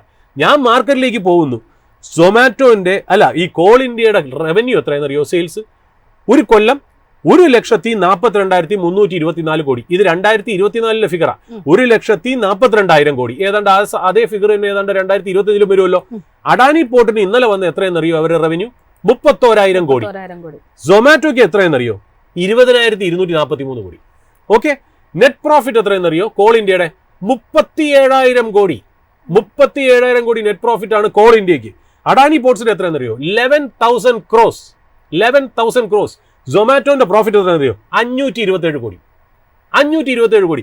ഈ 3 കമ്പനിയും ഏതാണ്ട് 2,25,000 കോടി മുതൽ 2,60,000 കോടി വരെ കാശ് കൊടുത്താൽ കിട്ടാവുന്ന 3 ഒരേപോലത്തെ കമ്പനിയെ കുറിച്ചാണ്. 3 ഡിഫറെന്റ് ഇൻഡസ്ട്രി ആയിക്കോട്ടെ, പക്ഷേ ഇതാണ് കമ്പനി എന്ന് പറഞ്ഞാൽ. കോൾ ഇന്ത്യ ട്രേഡ് ചെയ്യണ PE എത്രയെന്നറിയോ? 12 PE. Adani ports trade ചെയ്യണ PE എത്രയെന്നറിയോ? 25 PE. സൊമാറ്റോ ട്രേഡ് ചെയ്യണ PE എത്രയെന്നറിയോ? 200 PE മുകളിൽ 300 PE എന്ന് വേണമെങ്കിൽ പറയാം. എന്താണെന്നറിയോ ഈ PE? അതായത് നമ്മൾ PE എന്ന് പറയുന്നത് ഒരു ഡിറൈവ്ഡ് ആയിട്ടുള്ള വാല്യൂ ആണ്. ഈ മാർക്കറ്റ് പ്രൈസ് ഒരു റിയാലിറ്റി ആണല്ലോ, അതിന്റെ ഏർണിംഗ്സ് പെർ ഷെയറും ഒരു റിയാലിറ്റി ആണല്ലോ. ഈ മാർക്കറ്റ് പ്രൈസിനെ ഏർണിംഗ്സ് പെർ ഷെയർ കൊണ്ട് ഡിവൈഡ് ചെയ്യുമ്പോൾ, അതായത് ഇത്രയും EPS ഉണ്ടാക്കുന്ന കമ്പനി ഈ വിലയ്ക്ക് ട്രേഡ് ചെയ്യുമ്പോൾ മാർക്കറ്റിന് അതിനെക്കുറിച്ചുള്ള എക്സ്പെക്ടേഷൻ എന്താണ് എന്നുള്ളതാണ് PE എന്ന് പറയുന്ന ഫിഗർ സൂചിപ്പിക്കുന്നത്. ആ PE എന്ന് പറയുന്നത് മറ്റുള്ള കമ്പനിക്ക് 22ഉം 25ഉം 12ഉം, അതായത് അഡാനിക്ക് 25ഉം കോൾ ഇന്ത്യക്ക് 12ഉം ആകുമ്പോൾ ഇതിന് കൊടുത്തിരിക്കുന്ന എത്ര? 300 PE. അതായത് വേറെ ഒന്നുമല്ല, നിങ്ങൾ 2+2 എന്നുള്ളത് 5 എന്നൊരു സ്റ്റുഡന്റ് എഴുതി വെക്കുകയാണെങ്കിൽ ആ സ്റ്റുഡന്റ് 1ാം ക്ലാസ്സിലാണ് പഠിക്കണമെങ്കിൽ നിങ്ങൾക്ക് ക്ഷമിക്കാം. പക്ഷെ IIT പഠിക്കുന്ന ഒരു ഗ്രാജുവേറ്റ് 2+2 5 ആണെന്നാണ് എഴുതി വെക്കണമെങ്കിൽ അത് തീർച്ചയായിട്ടും അബ്സേർഡ് ആയിട്ടുള്ള വാല്യുവേഷൻ ആണ്. അതാണ് ഇവിടെ സൊമാറ്റോ ചെയ്യുന്നത് എന്നുള്ളതാണ് പറഞ്ഞു വെക്കുന്നത്. അപ്പോൾ എൻ്റെ കയ്യിൽ 2.5 ലക്ഷം കോടി തന്നു കഴിഞ്ഞാൽ ഞാൻ എന്താ പറയുക, 37,000 കോടി പ്രോഫിറ്റ് ഉണ്ടാക്കുന്ന കമ്പനി പോയി മേടിക്കുമോ, 11,000 കോടി പ്രോഫിറ്റ് ഉണ്ടാക്കി അത്രയും അസറ്റ് ക്രിയേറ്റ് ചെയ്ത് അഡാനി പോർട്സ് പോലെ കമ്പനി മേടിക്കോ? അസറ്റ് ഒന്നും ക്രിയേറ്റ് ചെയ്യാത്ത നഷ്ടത്തിൽ ഏതാണ്ട് 527 കോടി മാത്രം പ്രോഫിറ്റിലിടുന്ന കമ്പനി മേടിക്കുമോ എന്നുള്ളതാണ് വാല്യുവേഷൻ. എൻ്റെ അടുത്ത് പലരും ഇത് തർക്കിച്ചതെന്നറിയോ? സൊമാറ്റോയും കോൾ ഇന്ത്യ ആയിട്ട് എങ്ങനെയാണ് സാർ ഇതിനെ, അതായത് കോൾ ഇന്ത്യ പോലത്തെ ബിസിനസ് ആണോ സൊമാറ്റോ എന്നുള്ളതാണ്. അതായത് അവർ ഉദ്ദേശിക്കുന്നത് എന്താ, നമുക്കിപ്പോൾ ഒരു വീട്ടിൽ ഫ്രിഡ്ജ് മേടിക്കണം, എന്തിനാ? ഒരു ഫുഡ് സ്റ്റോർ ചെയ്യാനായിട്ട്. അതിനെ എങ്ങനെ നിങ്ങൾക്ക് ഒരു ടി വി മേടിക്കുന്നതായിട്ട് കമ്പയർ ചെയ്യാൻ പറ്റും? ഇതാണ് ചോദിക്കുന്നത്. അതായത് ടി വി വേറെ, ഫ്രിഡ്ജ് വേറെ. ശരിയാണ്, ടി വിയുടെ ഉദ്ദേശം എന്താ? നമ്മളൊരു സിനിമ കാണാനും എന്റർടൈൻമെന്റും. ഫ്രിഡ്ജ് മേടിക്കുന്നത് എന്തിനാ? ഫുഡ് സ്റ്റോർ ചെയ്യാനും വെള്ളം തണുപ്പിക്കാൻ, അല്ലേ? നിങ്ങളുടെ ആവശ്യം എന്താണോ അത് പൈസ കൊടുക്കുമ്പോൾ നിങ്ങൾക്ക് തിരിച്ചു കിട്ടിയെന്നുള്ള. അതായത് സിനിമ കാണാനും എന്റർടൈൻമെന്റും ആണെങ്കിൽ നിങ്ങൾ പൈസ കൊടുക്കുമ്പോൾ അത് പ്രൊവൈഡ് ചെയ്യുന്ന ഒരു ഡിവൈസാണ് നിങ്ങൾക്ക് കിട്ടിയത്. നിങ്ങൾ സ്റ്റോക്ക് മാർക്കറ്റിലേക്ക് വരുന്നത് എന്താ? അതിന്റെ റോ മെറ്റീരിയൽ എന്താ? പൈസ. തിരിച്ച് നിങ്ങൾക്ക് എന്താ കിട്ടുന്നത്? പൈസയാണ് കിട്ടുന്നത്. അപ്പൊ പൈസ ഇൻവെസ്റ്റ് ചെയ്ത് നിങ്ങൾക്ക് ആവശ്യമുള്ള എന്താ? സൊമാറ്റോ എന്ന് പറയുന്ന ഒരു സ്റ്റോക്ക് ഹോൾഡ് ചെയ്യുന്ന സുഖമല്ല വേണ്ടത്. തിരിച്ച് നിങ്ങൾക്ക് റിട്ടേൺ ആണ് വരണമെങ്കിൽ ആ റിട്ടേൺ ഡെലിവർ ചെയ്യാൻ പറ്റുന്ന വാല്യുവേഷനിൽ കിടക്കുന്ന ആ ഏർണിങ്സ് ഡെലിവർ ചെയ്യുന്ന സ്റ്റോക്ക് ആയിരിക്കണം, ബിസിനസ് ആയിരിക്കണം എന്നുള്ളതാണ് അതിനകത്ത് ഇമ്പോർട്ടൻ്റ് ആയിട്ടുള്ള ഒരു കാര്യം. അവിടെയാണ് നിങ്ങൾ ഈ പറയുന്ന പോലെ ഇത് നിങ്ങളുടെ പൈസ തന്ന്, നിങ്ങളെ പൈസ തന്നിട്ട് സ്റ്റോക്ക് മാർക്കറ്റ് ഇല്ലെന്ന് വിചാരിക്കുക. ഒരു ബിസിനസ് പോയി മേടിച്ചുകൊണ്ട് വരുന്നത് നിങ്ങൾ പ്രോഫിറ്റബിൾ ബിസിനസ് മേടിക്കോ, നഷ്ടമുള്ള ബിസിനസ് മേടിക്കോ എന്നുള്ളതാണ്. അതാണ് വാല്യുവേഷൻ എന്ന് പറയുന്നത്. ഇതാണ് ഫണ്ടമെന്റൽ അനാലിസിസ് എന്ന് പറയുന്നത്. പല ജനങ്ങളും ഇതിൽ പെട്ടുപോകുന്നത്, ഇതിലൊരു മിസ്റ്റേക്ക് എടുക്കുന്നതുകൊണ്ടാണ്. ഇതൊരു സ്റ്റോക്ക് ഐഡിയ ആയിട്ട് നിങ്ങൾ വിചാരിക്കരുത്. നിങ്ങൾക്ക് മേടിക്കാം. ഇത് ഞാൻ പറഞ്ഞത് സ്റ്റോക്ക് ഐഡിയ ആയിട്ട് യാതൊരു ബന്ധമില്ല. ഇവിടുന്ന് വേണമെങ്കിൽ 300 രൂപയും 350 രൂപയും സൊമാറ്റോ പോവാം. പക്ഷേ എൻ്റെ അടുത്ത് ചോദിക്കുകയാണെങ്കിൽ ഞാൻ എന്നും വാല്യുവേഷൻ്റെ അടിമ തന്നെയായിരിക്കും. കാര്യം കാര്യങ്ങളെല്ലാം നന്നായിട്ടിരിക്കുമ്പോൾ ഇതെല്ലാം നന്നായിട്ടിരിക്കും. മാർക്കറ്റ് തിരിച്ച് താഴേക്ക് വരുമ്പോഴാണ് ഇതെല്ലാം നെഗറ്റീവായിട്ട് വരുന്നതെന്നുള്ളത്. അതുകൊണ്ട് എൻ്റെ ഒരു എക്സ്പീരിയൻസ് വെച്ചും എൻ്റെ ചെറുതായിട്ടുള്ളൊരു അറിവും വെച്ചിട്ട് ഞാൻ ഒരിക്കലും ഇതിനകത്ത് ഇൻവെസ്റ്റ് ചെയ്യില്ല എന്നുള്ളത് മാത്രം ഞാൻ വ്യക്തിപരമായിട്ട് പറഞ്ഞു വയ്ക്കുന്നുള്ളൂ. നിങ്ങളെ സംബന്ധിച്ച് നിങ്ങളൊരു ഫിനാൻഷ്യൽ അഡ്വൈസറിന്റെ സപ്പോർട്ട് എടുക്കുക, അല്ലെങ്കിൽ സെബി രജിസ്റ്റേർഡ് ഇൻവെസ്റ്റ്മെന്റ് അഡ്വൈസറോ സെബി രജിസ്റ്റേർഡ് റിസർച്ച് അനലിസ്റ്റിനോ കണ്ട് മാത്രം ഇൻവെസ്റ്റ് ചെയ്യുക. ഞങ്ങൾ ഈ പറഞ്ഞ സ്റ്റോക്കിൽ ഞങ്ങൾക്ക് വെസ്റ്റഡ് ഇൻട്രസ്റ്റ് ഉണ്ടാവാതിരിക്കാം. ഇത് ഞങ്ങൾ ഒരു കോഷൻ ആയിട്ട് മാത്രം പറയുന്നു എന്നേ ഉള്ളൂ. ഇതൊരു അക്കാഡമിക് പർപ്പസിന് മാത്രം നിങ്ങൾ എടുക്കുക. ഇത് സോളിസിറ്റേഷനോ അഡ്വൈസ് ആയിട്ടോ കാണാതെ ഇരിക്കുക.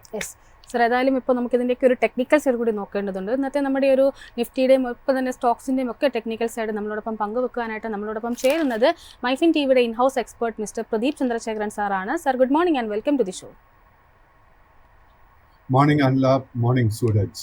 യെസ് സർ, ആദ്യം തന്നെ ഇപ്പോൾ നമ്മൾ പറഞ്ഞു നിർത്തിയത് സൊമാറ്റോ ആയിരുന്നു. സൊമാറ്റോയിൽ നിന്ന് തന്നെ തുടങ്ങും. സൊമാറ്റോയെ സംബന്ധിച്ച് കഴിഞ്ഞ ദിവസങ്ങളിലൊക്കെ റിസൾട്ട് വന്നിട്ടുണ്ടായിരുന്നു. നേരത്തെ വളരെ മോശമായിട്ടൊരു റിസൾട്ടാണ് വന്നിരിക്കുന്നത്. പക്ഷേ ഷെയർസിനെ സംബന്ധിച്ച് പരിശോധിക്കുമ്പോഴേക്കും ആ ഒരു റിയാക്ഷൻ അല്ലെങ്കിൽ ആ ഒരു റിസൾട്ടിനോട് അത്ര ഒരു നെഗറ്റീവായിട്ട് കാണാൻ സാധിക്കുന്നില്ല. ഒരു പക്ഷേ ഒരു ഷോർട്ട് കവറിംഗ് ആയിരിക്കാം. ബട്ട് സ്റ്റിൽ ഒരു ടെക്നിക്കൽ പോയിന്റ് ഓഫ് വ്യൂവിൽ സൊമാറ്റോയുടെ ഓഹരികളെ താങ്കൾ എങ്ങനെയാണ് വിലയിരുത്തുന്നത്?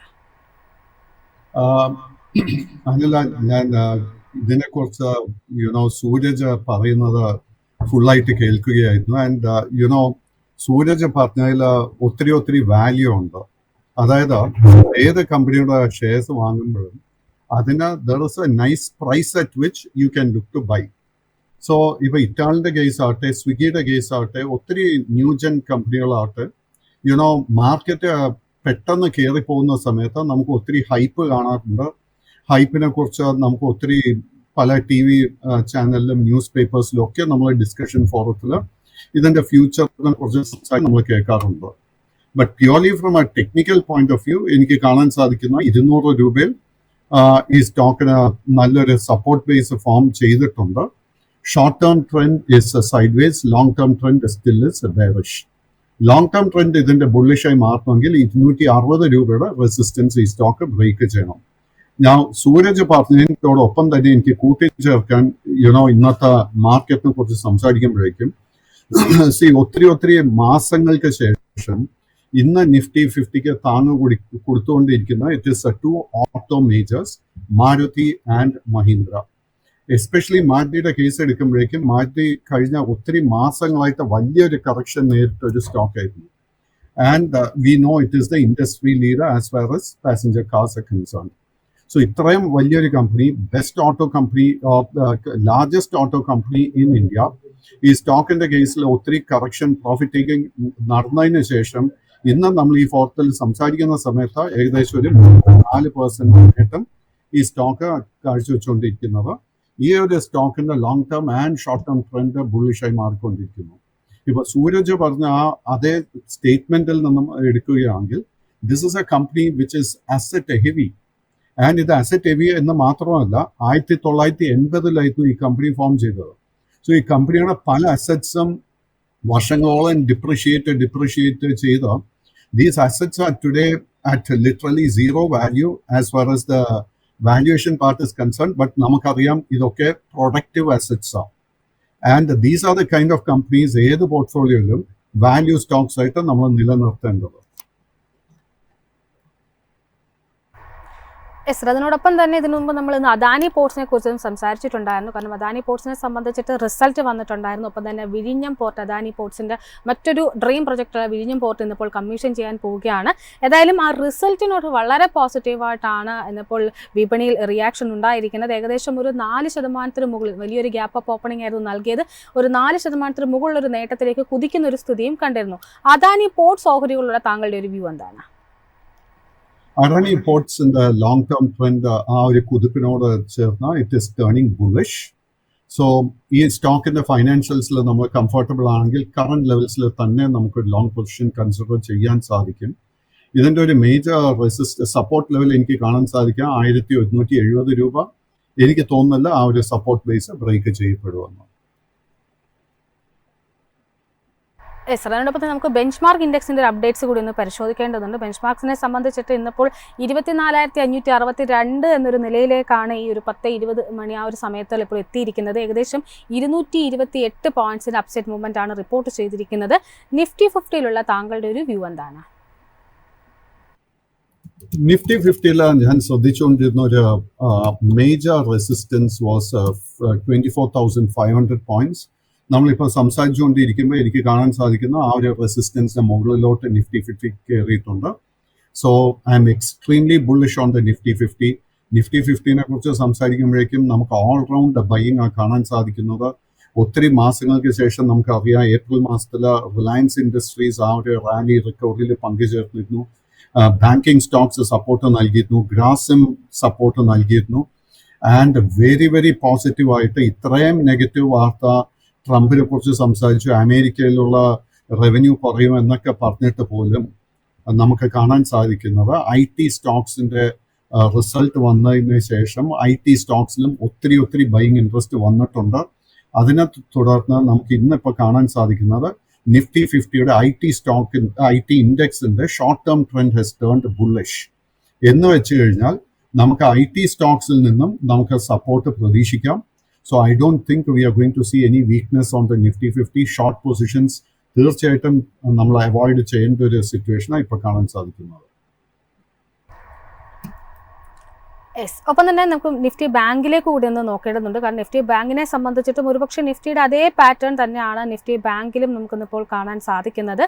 തുടക്കത്തിൽ വളരെ ശക്തമായിട്ടൊരു ബൈയിങ് മൊമെൻറ്റം കടന്നു വന്നിട്ട് ഇപ്പോൾ ഒരു ഹൈ ലെവൽസിൽ ഒരു കൺസോൾട്ടേഷൻ പാറ്റേണിലേക്കാണ് നിഫ്റ്റി ബാങ്ക് നീങ്ങിയിരിക്കുന്നത്. 436 പോയിന്റ്സിൻ്റെ അപ്സൈഡ് മൂവ്മെൻറ്റിൽ 55,523.05 എന്ന നിലയിലാണ്. നിഫ്റ്റി ബാങ്കിലുള്ള താങ്കളുടെ ഒരു ടെക്നിക്കൽ പോയിന്റ് ഓഫ് വ്യൂ എന്താണ്? നിഫ്റ്റി ബാങ്ക് ഇൻഡെക്സിന്റെ കേസിൽ ഇമ്മീഡിയറ്റ് റെസിസ്റ്റൻസ് 55,700 പോയിന്റിലാണ്. അതിനുശേഷം നമ്മുടെ മുന്നിലുള്ളത് it is the all time high 56,097 points. ആ രണ്ട് റെസിസ്റ്റൻസ് ബ്രേക്ക് ചെയ്ത് കഴിഞ്ഞാൽ എളുപ്പത്തിന് ഒരു 57,200 പോയിന്റിലോട്ടെങ്കിലും നിഫ്റ്റി ബാങ്ക് ഇൻഡെക്സ് കുതിക്കും. സർ, നാളെ അതായത് മെയ് 3-ാം തീയതി SBIയുടെ റിസൾട്ട് കൂടി വരികയാണ്. ഇപ്പോൾ SBIയെ സംബന്ധിച്ച് നോക്കുകയാണെങ്കിൽ ഷെയർസിൽ ഇപ്പോൾ ഏകദേശം 1% മുകളിലൊരു മുന്നേറ്റമാണ് റിപ്പോർട്ട് ചെയ്തിരിക്കുന്നത്. SBIയെ സംബന്ധിച്ചുള്ള താങ്കളുടെ എക്സ്പെക്ടേഷൻസ് എന്തൊക്കെയാണ്? സോ സ്റ്റേറ്റ് ബാങ്ക് ഓഫ് ഇന്ത്യയുടെ കേസിൽ ഒരു ഡിസ്ക്ലോഷർ വെച്ച് സ്റ്റാർട്ട് ചെയ്യുന്നു. പേഴ്സണലി എനിക്ക് ഓൾറെഡി ഒരു എക്സിസ്റ്റിംഗ് ലോങ് പൊസിഷൻ ഉണ്ട്. ബട്ട് നമ്മൾ സ്റ്റേറ്റ് ബാങ്ക് ഓഫ് ഇന്ത്യയുടെ കേസിലെ പ്രോബ്ലം എന്താ എനിക്ക് കാണാൻ സാധിക്കുന്നതെന്ന് വെച്ച് കഴിഞ്ഞാൽ നമ്മൾ പ്രൈവറ്റ് സെക്ടർ ബാങ്ക്സിനോടൊപ്പം കമ്പയർ ചെയ്യുന്ന സമയത്ത് especially axis bank, HDFC bank, ICICI bank മുതലായ സ്റ്റോക്സിനോടൊപ്പം കമ്പയർ ചെയ്യുന്ന സമയത്ത് സ്റ്റേറ്റ് ബാങ്ക് ഓഫ് ഇന്ത്യ നമുക്കൊരു അണ്ടർ പെർഫോമൻസ് കഴിഞ്ഞ ഒത്തിരി ദിവസങ്ങൾക്കിടെ നമുക്ക് നൽകിയിരിക്കുന്നത്. എങ്കിലും the long term trend is bullish. നല്ലൊരു സപ്പോർട്ട് ബേസ് ഈ സ്റ്റോക്കിൽ കാണാൻ സാധിക്കുന്നത് 780 രൂപയിൽ കാണാൻ സാധിക്കുന്നുണ്ട്. എനിക്ക് തോന്നുന്നില്ല ആ ഒരു സപ്പോർട്ട് ബ്രേക്ക് ചെയ്യപ്പെടുമെന്ന്. എങ്കിലും നല്ല ശക്തമായിട്ടൊരു മൂവ്മെന്റ് ഈ സ്റ്റോക്കിൽ കാണണമെങ്കിൽ 815 രൂപയുടെ റെസിസ്റ്റൻസ് ബ്രേക്ക് ചെയ്യണം. യെസ്, താങ്കളെ ഫ്രീ ആക്കുന്നതിന് മുമ്പ് അവസാനമായിട്ട് ഇന്നലെ ഇപ്പോൾ ഏപ്രിൽ മാസത്തിലെ ഓട്ടോ സെയിൽസ് ഡേറ്റുകളൊക്കെ വന്നിട്ടുണ്ടായിരുന്നു. ഭൂരിഭാഗം കമ്പനികളുടെയും അവരുടെ സെയിൽസിലൊക്കെ കാര്യമായിട്ടൊരു വർധനവ് റിപ്പോർട്ട് ചെയ്തതായിട്ട് കാണാൻ സാധിക്കുന്നത്. ഏതായാലും ഓട്ടോ മേഖലയാണ് ഇന്നിപ്പോൾ IT-ക്ക് പിന്നാലെ നിഫ്റ്റിക്ക് ഒരു കനത്ത സപ്പോർട്ടായിട്ട് മാറിയിരിക്കുന്നത്. ഓട്ടോ ഇൻഡെക്സിനെ സംബന്ധിച്ചുള്ള താങ്കളുടെ ഒരു എക്സ്പെക്ടേഷൻസ് എന്തൊക്കെയാണ്? സോ അല്ല, ഞാൻ തുടക്കത്തിൽ തന്നെ അതിനെക്കുറിച്ച് സംസാരിച്ചിരുന്നു. ഇന്നിപ്പോൾ നമ്മൾ നോക്കുമ്പോഴേക്കും മാരുതി, മഹീന്ദ്ര മുതലായ സ്റ്റോക്സിലൊക്കെ വലിയ കുതിപ്പാണ് കാണാൻ സാധിക്കുന്നത്. ആൻഡ് ബോത്ത് മഹീന്ദ്ര ആൻഡ് മാരുതിയുടെ കേസിൽ long term trend is turning bullish. And എൻ്റെ അഭിപ്രായത്തിൽ നമ്മൾ ഈ സ്റ്റോക്ക് രണ്ടും പഠിക്കണം. ഇതിനോടൊപ്പം ബജാജ് ഓട്ടോ, TVS മോട്ടോ മുതലായ സ്റ്റോക്സ് ഒക്കെ നമ്മൾ സ്റ്റഡി ചെയ്യേണ്ട ഒരു സമയമായത്. ബിക്കോസ് ഒത്തിരി മാസങ്ങൾക്ക് ശേഷം നമുക്ക് ഈ സ്റ്റോക്സിലൊക്കെ ബുള്ളിഷ് ആൻ സാധിക്കുന്നുണ്ട്. എനിക്ക് തോന്നുന്നത് ഈ stocks are providing us with low risk buying opportunity. Auto ഇൻഡെക്സിന്റെ സ്പെസിഫിക് കേസ് എടുക്കുമ്പോഴേക്കും നിഫ്റ്റി ഓട്ടോ ഇൻഡെക്സിന്റെ ഷോർട്ട് ടേം ട്രെൻഡ് 2 ആഴ്ച മുൻപ് തന്നെ ബുള്ളിഷ് ആയി. ഇമീഡിയറ്റ് റെസിസ്റ്റൻസ് ഓട്ടോ ഇൻഡെക്സിൽ കാണാൻ സാധിക്കുന്നത് 22,700 പോയിന്റ്. ബട്ട് ഇതിന്റെ ഒരു മേജർ റെസിസ്റ്റൻസ് കാണുന്നത് 23,550 പോയിന്റിലാണ്. 23,550യുടെ റെസിസ്റ്റൻസ് ബ്രേക്ക് ചെയ്യപ്പെട്ടാൽ ലോങ് ടേം ട്രെൻഡ് പോലും ബുള്ളിഷായി മാറും. Yes, thank you so much Pradeep sir, ഇത്രയും സമയം ഞങ്ങളോടൊപ്പം ചെലവഴിച്ചതിന്. ഏതായാലും യെസ് സർ, ഏതായാലും നമുക്ക് സുരേഷ് സാറിലേക്ക് തന്നെ വരും. സാർ, സൊമാറ്റോയുടെ സ്റ്റോറിക്ക് ഒരു ടൈലന്റ് ആയിട്ട് എന്തെങ്കിലും ഉണ്ടോ പറയാനായിട്ട്? അല്ല, ഞാൻ ആക്ച്വലി ഇപ്പോൾ പ്രദീപിനോട് ഓരോ ടെക്നിക്കൽ ചാർട്ട് നോക്കുമ്പോൾ ഞാൻ ഒന്ന് നമ്മുടെ മൊബൈൽ ഒന്ന് സെർച്ച് ചെയ്യുമായിരുന്നു. അതായത് ഈ സാധാരണ നമ്മൾ ഈ ഷെയർ നമ്മളൊരു ബിസിനസ് ഉണ്ടെന്ന് വിചാരിക്കുക, സ്റ്റോക്ക് മാർക്കറ്റ് വിടുക, ഒരു ബിസിനസ് ഇടുക, ആ ബിസിനസ് 100 രൂപയാണ് പ്രോഫിറ്റ് ഉണ്ടാക്കണമെന്ന് വിചാരിക്കുക. നമ്മൾ ആ ബിസിനസ്സിന് 10 ഷെയർ ഹോൾഡേഴ്സ് ഉണ്ടെങ്കിൽ നമുക്ക് ഓരോരുത്തർക്കായിട്ട് 10 രൂപ വെച്ച് കിട്ടും, അല്ലേ? അതെ, 10 പേർക്ക് 10 രൂപ വെച്ച് കിട്ടുമ്പോഴാണല്ലോ ആ 100 രൂപ പ്രോഫിറ്റ് എന്ന് നമുക്ക് ആ പ്രോഫിറ്റിനെ ഡിവൈഡ് ചെയ്തിരുന്നു. സോ ഈ ഒരു കമ്പനിക്ക് ഷെയർ ഹോൾഡേഴ്സ് ഇൻക്രീസ് ചെയ്യാൻ നോക്കും. അതായത് 10 എന്നുള്ളത് 15 ആയി, 15 എന്നുള്ളത് 20 ആയി. ഈ ഷെയർ ഹോൾഡർ ഇൻക്രീസ് ചെയ്യുന്നതുകൊണ്ട് കമ്പനിയുടെ പ്രോഫിറ്റ് മാറൂലല്ലോ, അത് ആ 100 ആയിട്ട് തന്നെ നിലനിൽക്കും, അല്ലേ? അപ്പം നമ്മൾ 10 പേര് 10 രൂപ വെച്ച് ഡിവൈഡ് ചെയ്ത് എടുത്തുന്ന സ്ഥലത്തേക്ക് 20 വരുമ്പോൾ നമുക്ക് എത്ര രൂപ കിട്ടും? 5 രൂപ കിട്ടുള്ളൂ, അല്ലേ? അതായത് 10 എന്നുള്ളത് 5 ആയിട്ട് കുറയും. അതായത് ഷെയർ ഹോൾഡേഴ്സ് ഇൻക്രീസ് ചെയ്യുകയും പ്രോഫിറ്റ് മാറാതെ ഇരിക്കുമ്പോഴാണ് ഈ സവിശേഷത വരിക എന്നുള്ളതാണ് നമ്മൾ മനസ്സിലാക്കേണ്ടത്. അതുകൊണ്ടാണ് നമ്മൾ എപ്പോഴും ഒരു ഫണ്ടമെന്റലി സ്ട്രോങ് സ്റ്റോക്ക് എന്ന് പറയുമ്പോൾ ഈ ഇക്വിറ്റി ഡൈല്യൂട്ട് ചെയ്യാത്ത കമ്പനികളെ നമ്മൾ ഇഷ്ടപ്പെടുന്നത്. അതായത് ഒരു കമ്പനി ഗ്രോ ചെയ്യുന്നെങ്കിൽ അതിന്റെ ഇക്വിറ്റി ഡൈല്യൂട്ട് ചെയ്ത്, അതായത് പുതിയ ഷെയർ ഇഷ്യൂ ചെയ്ത് മാർക്കറ്റിൽ നിന്ന് പൈസ വീണ്ടും കളക്ട് ചെയ്ത് പോകുന്നതിനെക്കാട്ടിലും നല്ലതാണ് ഒരു കമ്പനി അതിന്റെ എല്ലാ എക്സ്പെൻസും കഴിഞ്ഞ് ഫ്രീ ക്യാഷ് ഫ്ലോ ജനറേറ്റ് ചെയ്ത് ആ ജനറേറ്റ് ചെയ്യുന്ന കമ്പനിയിൽ നിന്ന് ബിസിനസ്സിൽ നിന്ന് ഇന്റേണൽ ആക്രൂവൽസ് എന്നാണ് പറയുന്നത്, ആ ഇന്റേണൽ ആക്രൂവൽസിൽ നിന്ന് വീണ്ടും ബിസിനസ്സിലേക്ക് തിരിച്ചിട്ട് എക്സ്പാൻഡ് ചെയ്യുന്ന കമ്പനിയാണ് മറ്റേതിനെക്കാട്ടിലും നല്ലതെന്നുള്ള. മറ്റേ കമ്പനി സൂചിപ്പിക്കുന്നത് എന്താ? അവർക്ക് ഫണ്ട് എപ്പോഴും ഷോർട്ടേജ് വരുന്നു, അപ്പോൾ ഫണ്ട് കളക്ട് ചെയ്ത് പോകുന്നു, ഇക്വിറ്റി ഡൈല്യൂഷൻ കാരണം പ്രോഫിറ്റും കുറഞ്ഞു പോകുന്നു എന്നുള്ള. ബട്ട് ഇന്റേണൽ ആക്രൂവൽസ് ഉള്ള കമ്പനി വളരെ എഫിഷ്യന്റ് ആയിട്ട് മുന്നോട്ട് പോകുന്നു. ഇതാണ് ആ ഡിഫറൻസ്. ഞാനിപ്പോൾ നോക്കിയ കാര്യം വേറെ ഒന്നുമല്ല. ഈ സൊമാറ്റോന്റെ സ്റ്റോക്ക് കഴിഞ്ഞ പ്രാവശ്യം, അതായത് എനിക്ക് തോന്നുന്നു 2024 300 ജസ്റ്റ് ക്രോസ് ചെയ്തിരുന്നു, അല്ലെ? അവിടുന്ന് വന്നിട്ടാണ് 200, 233 വന്നിട്ട് ഏതാണ്ട് ടെക്നിക്കൽ കൺസോൾട്ടേഷൻ ചെയ്യുന്നത്. ഞാനൊരു കാര്യം ആലോചിക്കുന്നത്, ഈ സൊമാറ്റോ എന്ന് പറയുന്നത് ഒരു സ്റ്റാർട്ടപ്പ് ആയിരുന്നല്ലോ, ഫണ്ട് റേസ് ചെയ്ത് മുന്നോട്ട് പോയ ഒരു കമ്പനിയാണ്, അല്ലെ? അതിന്റെ പ്രൊമോട്ടർ 252 രൂപയ്ക്ക്, അതായത് അവർക്ക് അന്ന് എനിക്ക് തോന്നുന്നു ഒക്ടോബർ 2024 തോന്നുന്നു കമ്പനിയുടെ ബാലൻസ് ഷീറ്റിൽ 10,000 കോടി ക്യാഷ് ഉണ്ടായിരുന്നു. ഫണ്ട് റേസ് ചെയ്ത 10,000 കോടി ക്യാഷ് ബാലൻസ് ഉണ്ടായിരുന്നു. ഇവരെന്ത് ചെയ്തു? 8,000 കോടി കൂടി ഒക്ടോബർ 2024 അവർ റേസ് ചെയ്തു. അതെവിടെ? 254. ആ 254 ഏതാണ്ട് 33 കോടി എക്സ്ട്രാ ഷെയർസ് ക്വാളിഫൈഡ് ഇൻസ്റ്റിറ്റ്യൂഷണൽ ബയേഴ്സിന് കൊടുത്തിട്ട് 33 കോടി ഷെയർസിന് ഏതാണ്ട് 252 രൂപ വെച്ച് അവർ 8,000 കോടി കളക്ട് ചെയ്തു എന്നുള്ള. അതായത് എന്നെ പോലെ ഒരാൾ നോക്കുമ്പോൾ ആ സ്റ്റോക്ക് അടിച്ചു പൊക്കി ഫണ്ട് ഏറ്റവും പീക്കിൽ കൊണ്ടുവന്ന് കളക്ട് ചെയ്തതിന് ശേഷം ആ സ്റ്റോക്ക് ഏതാണ്ട് ഓൾ ടൈം ഹൈ 300 ആണെങ്കിലും ഏതാണ്ട് 250 എന്ന് പറയുന്നത് ഏതാണ്ട് ഓൾ ടൈം ഹൈയുടെ 20% കൊണ്ടുവച്ച് ഫണ്ട് കളക്ട് ചെയ്തിട്ട് ഹയർ എമൗണ്ടിൽ ഫണ്ട് കളക്ട് ചെയ്തിട്ട് ആ സ്റ്റോക്ക് താഴേക്ക് വന്നതായിട്ടാണ് എൻ്റെ കണ്ണിൽ കാണുന്നത് എന്നുള്ള. അപ്പോൾ ഈ പറയുന്ന പോലെ ആകപ്പാടെ സൊമാറ്റോ അല്ലെങ്കിൽ ഇറ്റേണൽ എന്ന് പറയുന്ന കമ്പനിയുടെ ബാലൻസ് ഷീറ്റിൽ ഇപ്പം ആശ്വാസകരമായിട്ടുള്ള കാര്യം, നേരത്തെ ഉണ്ടായിരുന്ന 10,000 കോടി ഇപ്പം റേസ് ചെയ്ത്, അതായത് ഒക്ടോബറിൽ 2024 റേസ് ചെയ്ത് 8,000 കൂടെ ചേർന്ന് 18,000 കോടി ക്യാഷ് ഉണ്ട് എന്നുള്ളതാണ് അതിനകത്തുള്ളൊരു അഡ്വാൻറ്റേജ് ആയിട്ടുള്ള കാര്യം. ബട്ട് ഈവൻ ദെൻ ഈ പറയുന്ന പോലെ ഈ ക്യാഷ് ഉണ്ടായിട്ട് പോലും ആ ക്യാഷ് അവർ ബേൺ ചെയ്യാനാണ് യൂസ് ചെയ്യുന്നത് എന്നുള്ളത്. അതായത് ആ നെറ്റ് പ്രോഫിറ്റ് അൾട്ടിമേറ്റ്ലി 500 കോടിക്ക് താഴെ അല്ലെങ്കിൽ പ്ലസ് ഓർ മൈനസേ അവിടെ വരുന്നുള്ളൂ എന്നുള്ളതാണ്. അത് പോരാ എന്നുള്ളതാണ്. അവിടെയൊക്കെയാണ് ഈ അഡാനി പോർട്ട് നമ്മൾ പരിപാടി തുറക്കുമ്പോൾ ഒരു അസറ്റും ക്രിയേറ്റ് ഉണ്ട്. നാളെ ഈ കമ്പനി മോശമാണെന്ന് കണ്ടു കഴിഞ്ഞാൽ ഈ അസറ്റ് വിറ്റാൽ ആ കാശ് ചെലവായ കാശിനേക്കാളും ഇരട്ടി തിരിച്ചു കിട്ടാനുള്ള ചാൻസ് ഉണ്ട് എന്നുള്ളതാണ്.